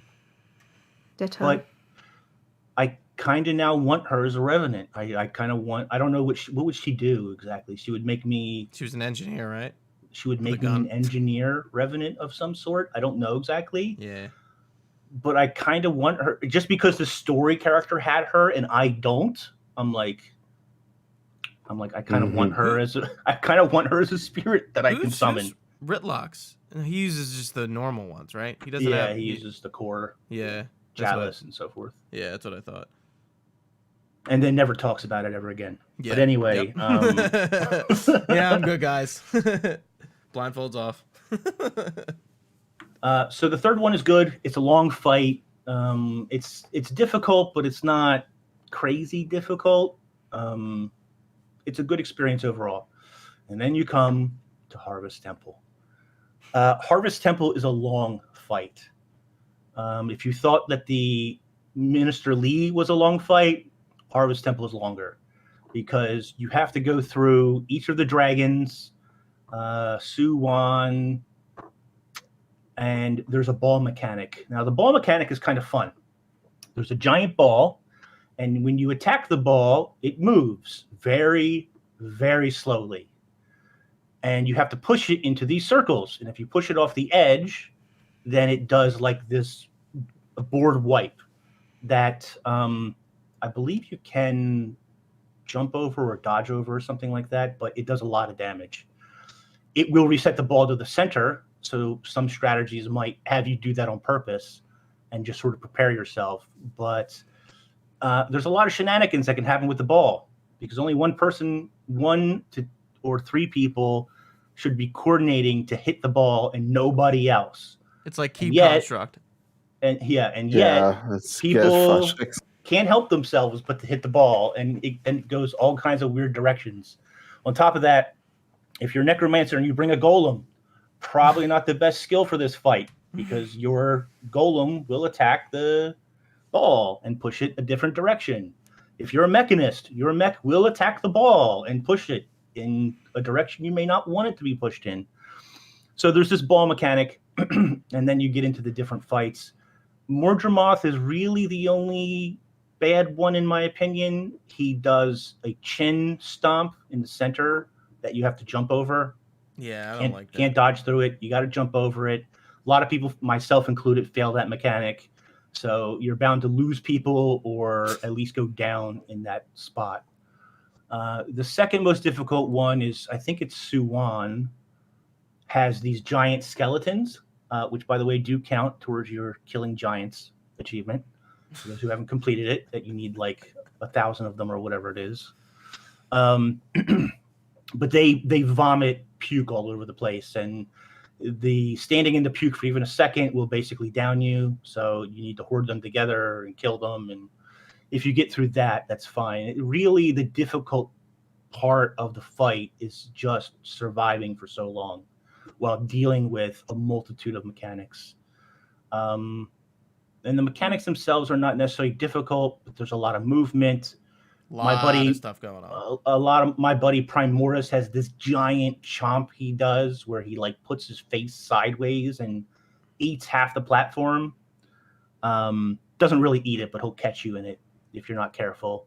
And then at the end, you need to push the ball again, but this time it has a vomit trail, and you can't stand in the vomit trail because it will kill you. And then you have to break bar it, and that's kind of the end of the fight. It's a really good fight. It's a long. You can low man it because I've seen it done, but yeah, it's really a matter of attrition and attention, and just doing your best to get over that more dramatic part where you have to jump. Learn to jump. So. And basically be it. very careful when you're playing with balls. Words to live by, I think. Yeah. I'll remain silent. If your commander says, You heard it here first, kids. Careful with your balls. if your commander says, don't touch the ball, don't touch the ball. Don't do anything. Run around in circles. I don't know. It's crazy. Yeah. How many times you tell people, don't touch the ball, and yet the ball goes in a direction that nobody is hitting it in. Yeah, As that is with fight's life, fucking as wild. is with the game. I'm sorry, this is just pure. I've been sat here thinking about all these for a while. Sorry, I'll shut up now. All the ball memes. Fornax, thinking about what you said though, I think that fight might be challenging from you just because of how much is going on. It is really chaotic. There's shit like all over the place. And then when you were saying that, I was like, oh. It does sound. How is it, Inks? Is it well visually telegraphed, the stuff, or is Yes. it just? No, there's like when he does his chomp, there's a giant orange circle, and I have to get out of that. I have to. Make my It's way reminiscent of Dragon's End, like it's the same platform, I think. Actually. Yeah, same platform as Dragon's End, and similar mechanics in some aspects. If you did the full story, where you become Mega Man or whatever at the end, a lot, not all of them, but some of the mechanics are similar. Yeah. In there. So you will have seen some of them at least anyway from the dragons. Each dragon has its own flavor, its own mechanics that it does. Yeah, I mean, it sounds like you're describing the finale boss encounter. Yeah. Yeah, it's very Pretty similar much. to that. It's just all on one platform. Just all. So there's not the jumping about the platforms. It's No. it's changed. Okay. Yeah. So that's the only one that really takes it and kind of like really not does it differently, but like out of them all, this one is done significantly differently. Oh, okay. And the CM is going to be magnificent. I can't wait. Just your reaction. Yeah, hair on fire, kind of wonderful. Yeah. Art. I was fine doing it. I actually took my mother-in-law plays the game, and I walked her through the entire expansion, basically. So yeah, it was fun.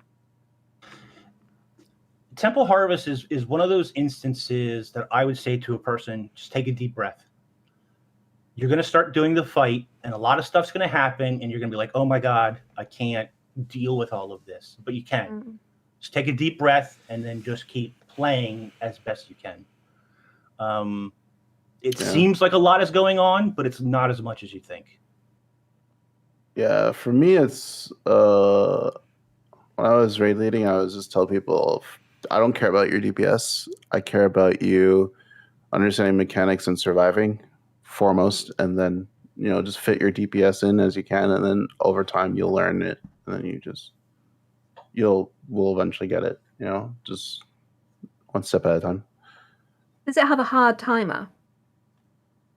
None. No. There's no timer. No. There's no timer whatsoever with any of these. Oh right, so you can. Yeah. Oh, that's actually kind of nice. Which is interesting that they would do that, right? I mean, but and then I was talking when I was doing strikes on Wednesday, and I was like, yeah, it's weird they don't have a timer. And then somebody reminded me, well, the other strikes don't have a timer either. They're just a reward timer that ironically looks like a timer. And I was like, oh yeah, you're right. They took that gold silver chest mechanic out. Yeah. That's why I won't be surprised to see somebody probably solo. If they haven't already soloed Harvest Temple, they will, because there's no timer. Oh my God. 30 minutes. That being said, the new strikes have one fatal flaw. Uh-oh. They're not rewarding. Yeah, I mean the whole expansion has that. Number one, you only get total rewards once per week instead of daily like all the other strikes. And then there's a daily strike that you can do for extra rewards. So there's one daily strike that you can do that will reward you, but otherwise there's no reason for you to do them every day. And I don't understand that at all. I don't know the reasoning. It just doesn't make sense. I think it's just similar to Raid. That's why they did it weekly. But even in raids, that's not a good concept, right? It's a terrible concept even in raids. So I don't know how raid rewards are in other MMOs, so I can't really say. But WoW does a weekly reset. Yeah. Final Fantasy does not. Final Fantasy does a daily reset. Yeah. How are those get Unless rewards? you're doing higher. How are the rewards in Final Fantasy? yeah. Equivalent to World of Warcraft. Okay. like, don't get me wrong. If you want to talk about like the main reward or something, that being weekly gated, that's fine. Like the chunk of the reward, but there should still be something for doing it multiple times or every day, or there should be some reward attached to that. And current strikes have that, just not EOD strikes. And they'll address it. I'm sure eventually it'll come to a head.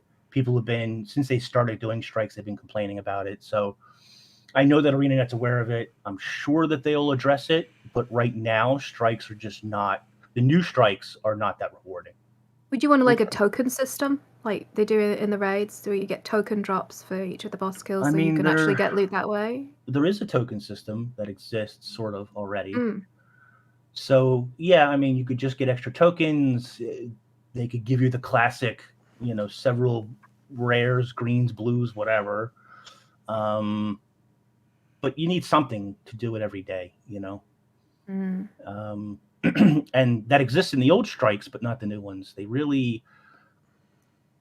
really tight-fisted, I think, with rewards when it comes to the EOD, as far as total rewards. I don't get why.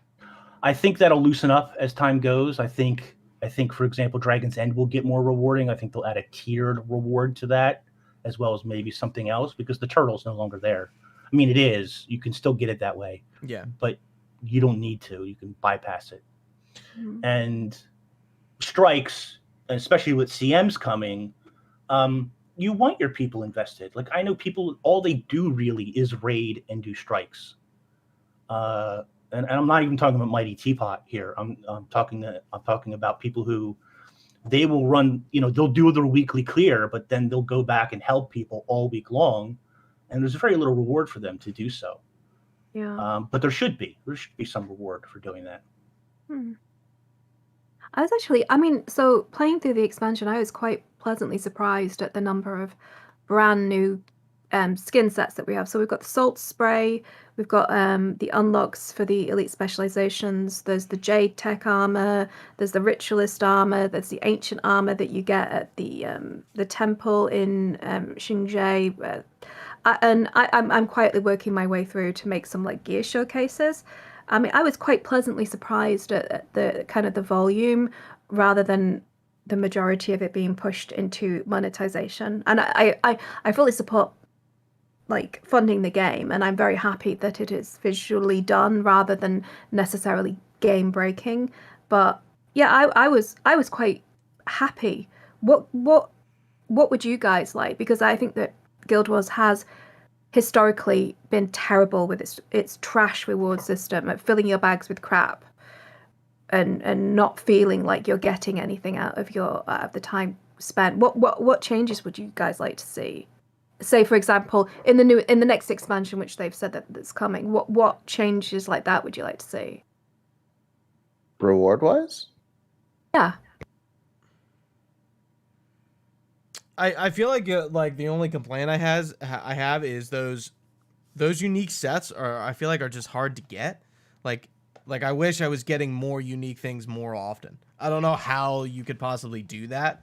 Because like I actually did this recently, so I'm glad you brought it up. I'm like, what the hell are the new stuff? I don't even know. I haven't seen them. I've seen a few people post the weapons in like guild chat, but like I'm like I know about the ancient Canthan armor, but I'm like I don't know the other set. So I googled it and it's on the wiki, and I'm like, oh look, but like how do you unlock half this stuff? So I'm making a video for that, so you stay tuned. Yeah. So I guess to answer your question is like I wish it was not easily accessible, but like I wish that unique stuff was just like integrated into the regular experience better instead of just being like a random drop. And like I don't even know, maybe I'm wrong about well, I know the armors aren't random drops, but I don't know where you get those from. So I love World of Warcraft tier sets.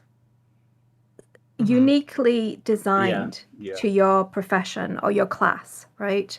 And I think that that's some of the most like iconic, especially when they're really designed to kind of give you an entirely unique look from every other light armor wearer or heavy armor wearer. Yeah, and I would love for them to go down that route, especially with strike mission rewards and things. Tie a beautiful, unique set to that so that people have some real kind of, because I mean, and I also would like to see them make Fashion Wars a silver cost in game rather than a transmutation charge, which just cock blocks so much fun that the community could be having and free press that they could be having as people are just trying in different sets and flooding social media with all these incredible looks. But yeah, I'd love tier sets, specific class specific fantasy tier sets for each of the professions. That would be my. You know what they should do? I don't think they're going to get rid of transmutation charges, unfortunately. But if you could exchange spirit shards for transmutation charges, I think that would be cool. That would be a good compromise, sort of.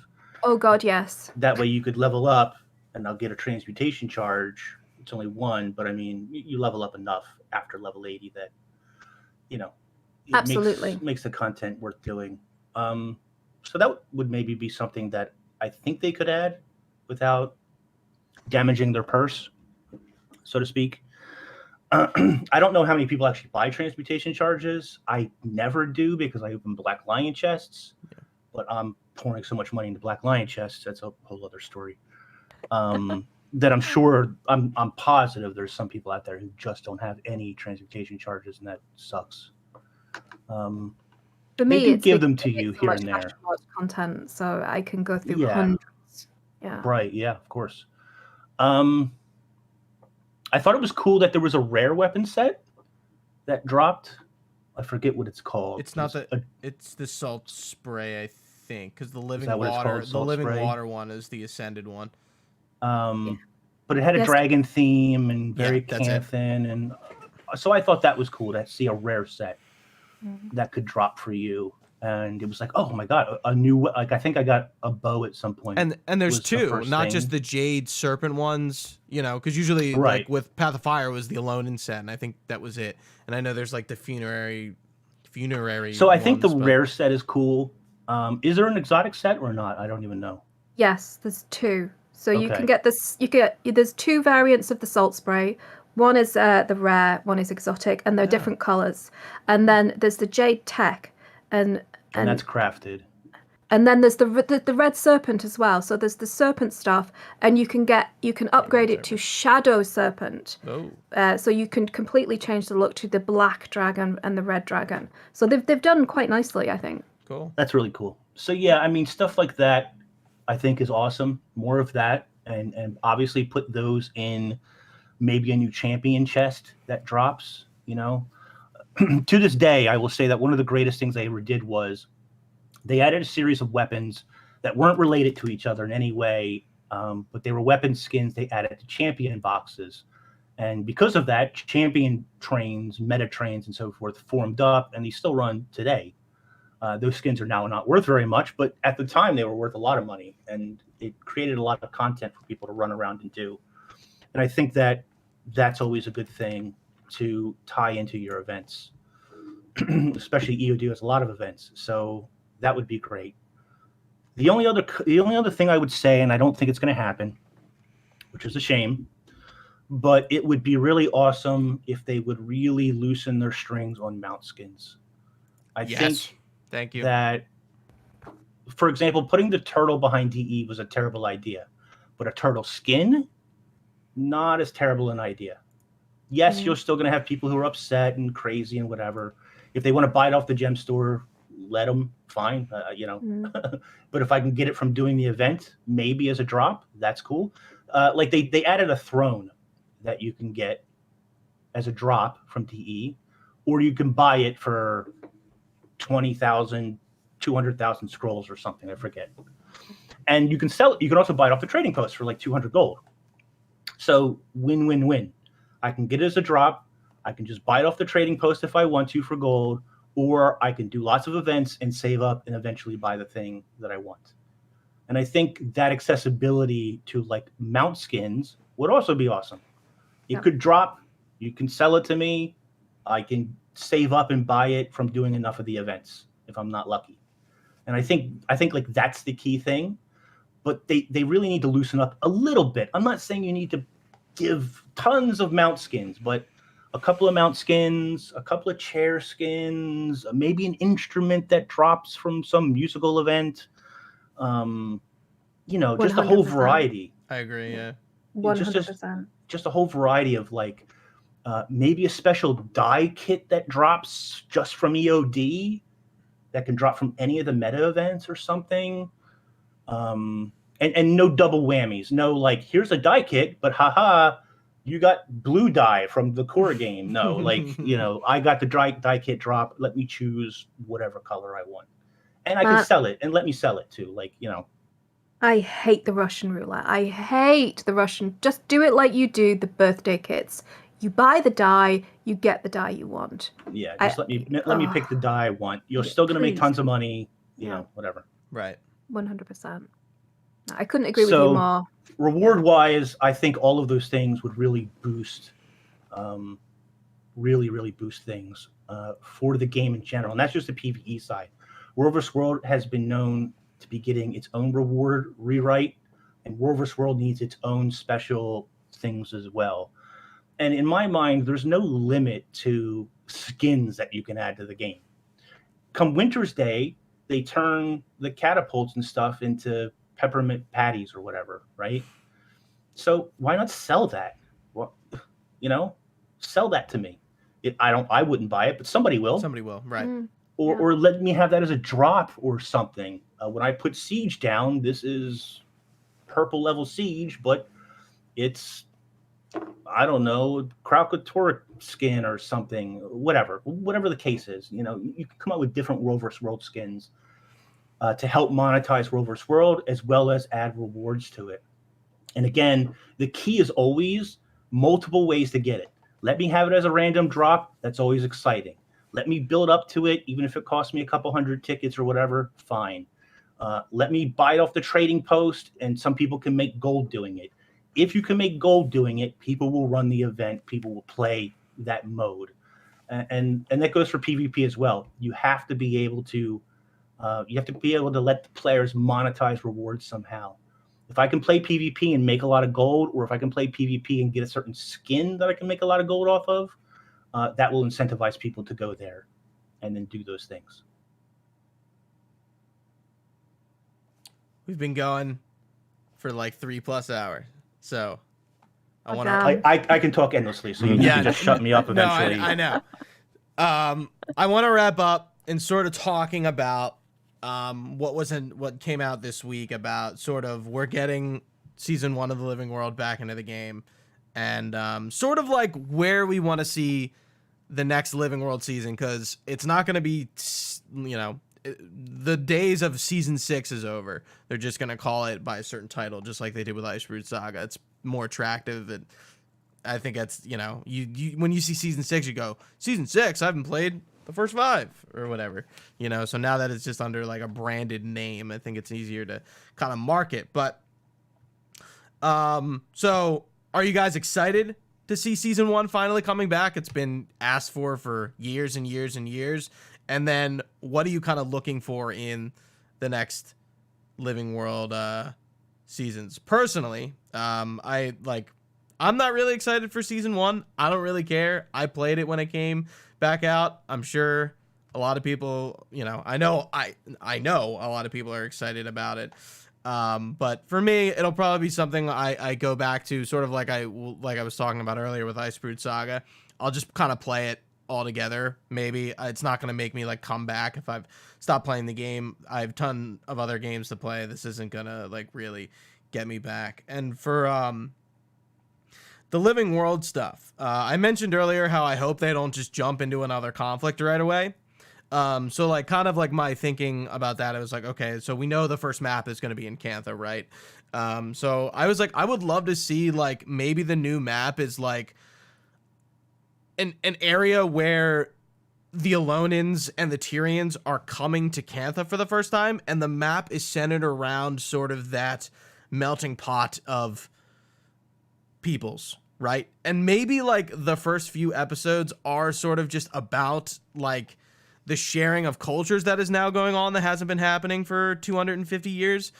And like maybe there's like a little bit of like conflict, but like the map isn't a fucking war zone. I sometimes get annoyed when maps are just endless war zones. I think Lake Doric is like the perfect example. The map is just like this sprawling war that's going on. And I don't necessarily like want to see like the purists come up. I think we've had it's ironic, both real world politically and in game politically, that we've had a bunch of supremacist faction in Guild Wars 2. There's tons of them. White Mantle, Purists, Frost Legion, like there's an endless amount of supremacist groups in this game. I'm like, all right, let's do something different. We don't need to just do the faction group that dislikes everyone else, right? Like I don't know what we need to do, but let's do something different once we get there. But I think that's like a cool approach to take, rather than a war. Just like, oh yeah, we're going to focus on the races getting together and seeing each other and seeing what they have to say, and like all that flavor dialogue that comes out of that, and the lore that could come out of that. I think it is an opportunity to kind of,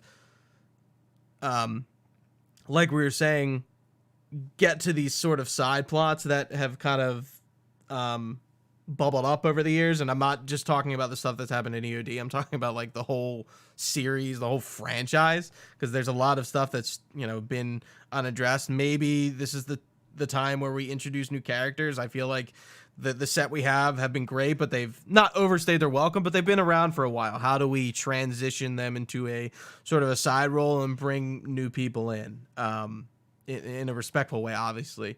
Yeah, I think that's all I have to say. Age, what do you have to say? What next for Guild Wars 2? I think there's a lot of good things that they listed. Season 1 definitely is one of the things a lot of people wanted. You can only experience Outsun once, though. Yeah. But I think it's good for a lot of people who didn't get to experience the story there and wanted to, and just came in like season 2, season 3, not understanding what led up to those. So it's good for them. I'm really looking forward to all the other things, because I think that's what the game needs. So I think over the next 2 years we'll be seeing that, and I just hope it measures up, because I think the game really needs it. I think the game really needs a lot more focus, like I said before, in other parts. I think the biggest problem for me, the two biggest problems for me, is that the pillars of the game need focus at all times, not just one pillar at any time. And I think we need less playing alongside others and more playing with others, and putting more guild in Guild Wars. And I think guild missions really accomplish that a lot. So I would like to see guild missions make a return, and to that degree, new ones anyway. I also think that helps in terms of helping players learn mechanics of the game as well in a more easygoing environment. And it could lead to better things. I do think rewards do need improvements. When you guys were talking about it, it reminded me a lot about when I was just grinding dungeons back in Guild Wars 1, because I wanted different costumes for my heroes. So for those who know, there's like specific little drops that you can get, so you can give your character, your hero, a different outfit. So I did that for literally every of my characters. I grinded those. I think unique rewards that have a chance of dropping are really good for a game for an MMO. I think that's why a lot of people run that type of end game content. So I think if you introduce that, it's really good. And even for mounts, like there's one dye channel. If you don't have a skin, there's one dye channel for mount. If you gave a skin that gave 4 different dye channels, that'd be amazing. That was the bare minimum for me. So I think those are the main things I'd be looking for when it comes to the future of the game. That's pretty much it. Fornax?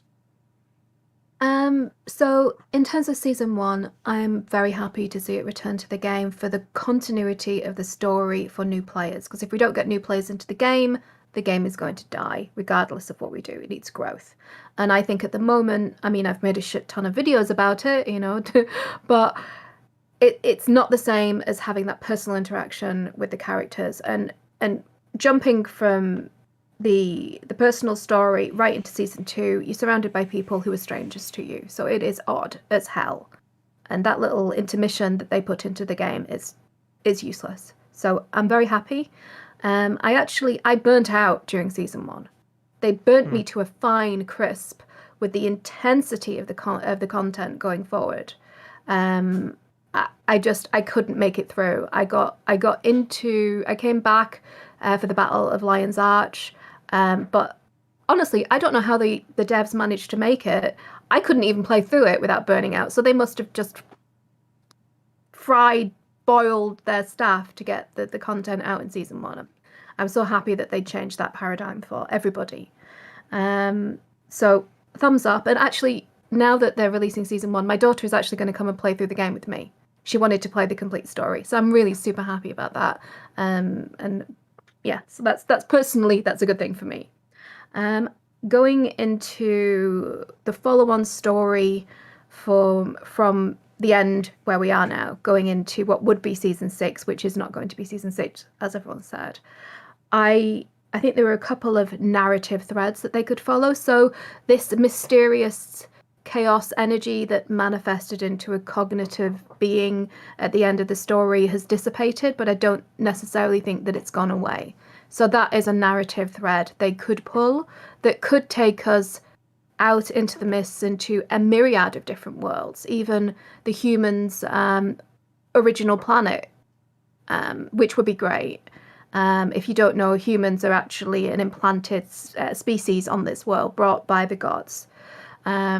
So that would be an interesting one for me. I would like to so there's a lot of Tengu story, and we have the Dominion of the Winds that we've never gone into, right? Yeah. I want to go into that map. I was actually hoping that there would be so we had that strike mission where we interacted with the Tengu, and I was hoping that we would actually follow that Tengu into the Dominion of the Winds, and then they would take us to Cantha. That was my hope for how the story was going to go forward. So I want to see that, and I would like to see a new playable race. I think that is going into the next season. I think it is vital. I don't care if you make the deal that, I'm sorry, if you have this new playable character, it's your story starts here. You can't play all the rest of it.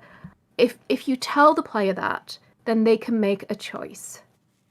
Yeah. So I agree with Age about the guild stuff. It's Guild Wars. We have guild halls. I still do, like every other week, I still do guild missions with my guildies. We do it because we like each other rather than the guild missions themselves now, because they're so done to death. But I would love to see some new life, some new strike missions, some new rewards, and some new reward tokens added, so that it's actually rewarding for the current tier of gear, because it's still tied to the Dragon's Den map and the ore there. And I would like to also see a proper story journal taken out of and so that I can look at it as a separate entity and proper side quests.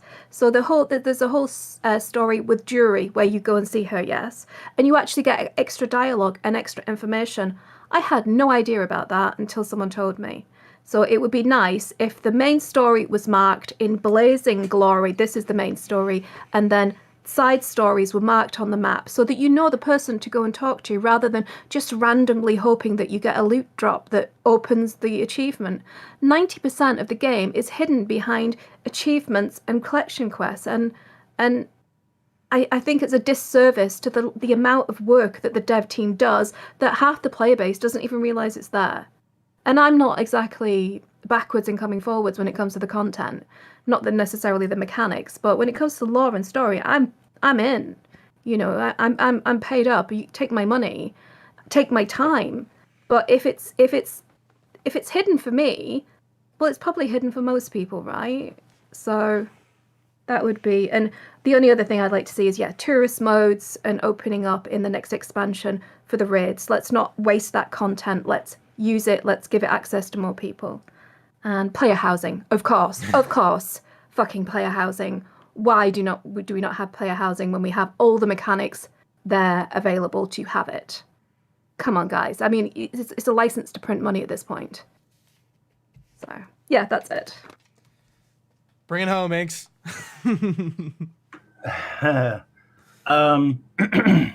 Personally, I don't care about season 1, but just because I don't care doesn't mean it's not important. It is important for continuity, as Fornax was saying. And I'm currently I've been playing with a group and a number of players more recently who they arrived after season 1, and so they've never been able to experience that. They've never been able to play it. So of course they're all excited to get whatever this season 1 will be morphed into. And I think that it'll be a lot more condensed. And I think it's also going to be probably better told because, yes, we were getting updates every 2 weeks. And some of those updates were hard to keep up with, depending on how much time you had or didn't have. But sometimes the story drug quite a bit. And so it's not uncommon to, like, you would lose interest. Okay, this time I planted signs that I didn't even know I could do because back then it didn't prompt you to go somewhere. You didn't get, somebody didn't send you mail and say, come plant some signs. Not like it is today. People were wandering around the map and said, oh, what's this? And then you went to Reddit to see that, hey, there's some sort of story going on that we had no idea about. So that'll be exciting. Plus, they're going to re-release and revamp the Aetherblade dungeon. So that'll be cool. And there'll be a strike for that and a CM strike for that, apparently. So that's exciting for me.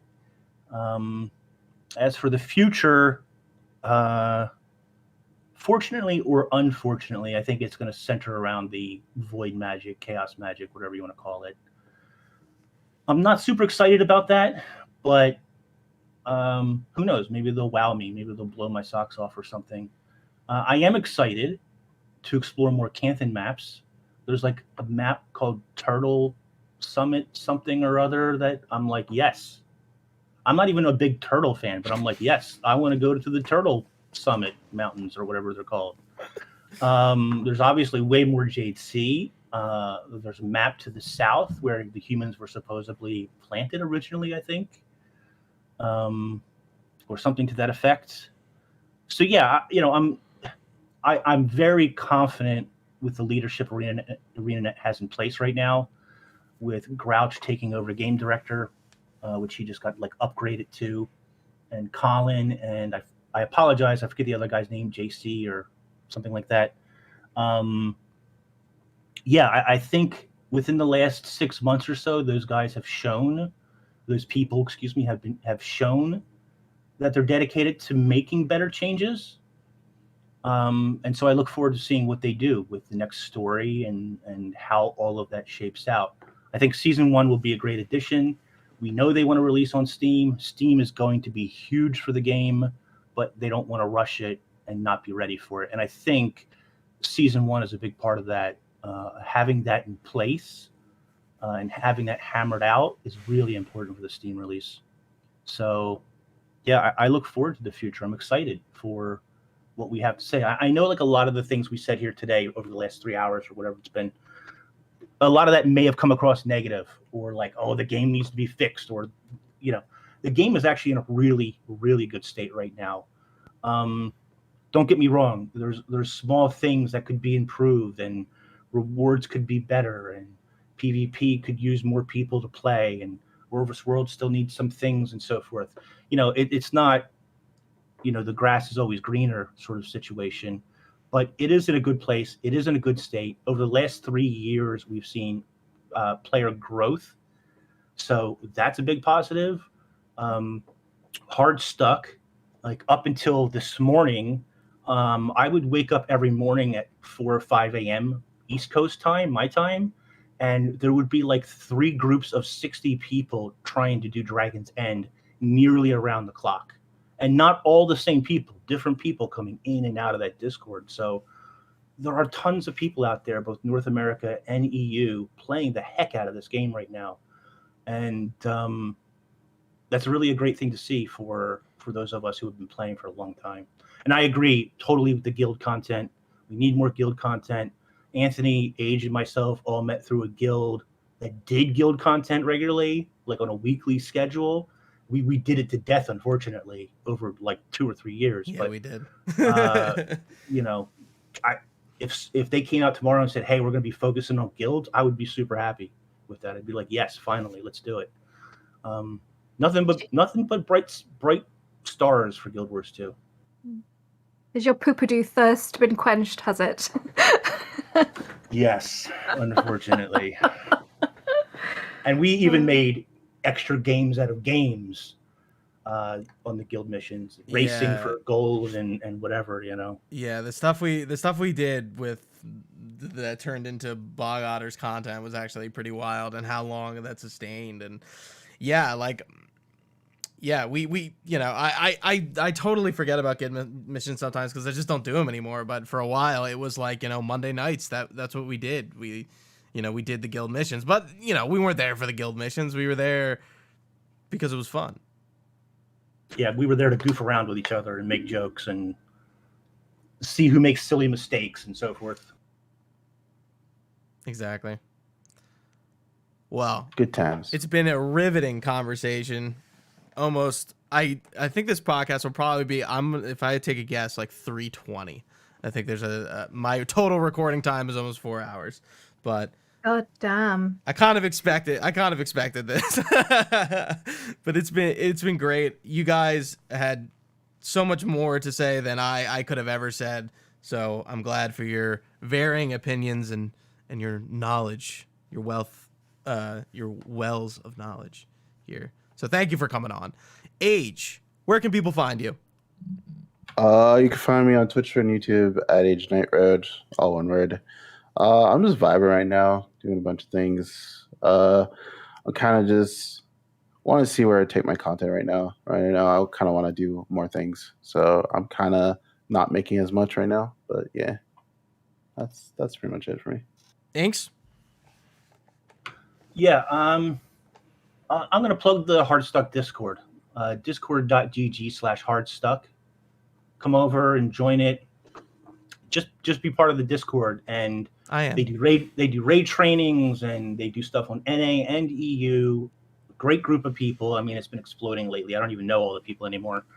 But yeah, I'm always puttering around doing these podcasts and talking too much. So you'll find me in basically almost any Guild Wars 2 stream at some point, and I'll see you out there.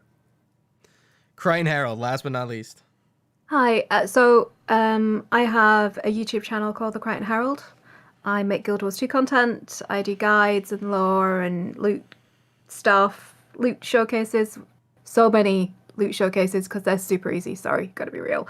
And I also have a Twitch channel, and I'm going to be getting back to doing a bit of streaming. But it's deeply incompetent streaming, so with deeply incompetent gameplay to match. But that's my jam. So yeah, YouTube and on Twitter if you dare to like wade through the effluence of Twitter. You can find me on there as well. I post a lot of art. Try and cleanse the timeline a bit. That's it. That's me. Yeah, you can find all their links in the description of this podcast. Twitter links have probably been going off on the video end, so if you're watching on video, it wouldn't technically be a lower thirds for all of us, but you know, it'll pop up in here and there. But again, description, that's where everything will be. Normally, I stream live on twitch.tv /Delco Nerd Network, but for this one, I decided not to because I just didn't want to. I figured it would be long. Got some new people on the podcast. Want to focus on the production more than the actual stream. But normally, you know, you can find us streaming live twitch.tv /Delco Nerd Network. You can find us on youtube.com /Delco Nerd Network, as well as your favorite podcast service. Just search, you guessed it, Delco Nerd Network. Instagram, Twitter, TikTok at Delco Nerds, as well as Facebook, Delco Nerd Network. Just give us a search there. Email, comments, questions, concerns, things for the good of the group, delconerds@gmail.com. And all this information can be found at delconerdnetwork. Well, no, I just said the site for the email. delconerds@gmail. The site's Delco Nerd Network. delconerdnetwork.com. I'm getting confused. And you can join our Discord there as well. And our Discord is everywhere else. You know, all the links kind of intersect and intertwined and whatnot. Guys, thank you for joining me. It's been a great conversation. And to the viewers, thanks for listening or watching. Stay nerdy, and we'll see you next time.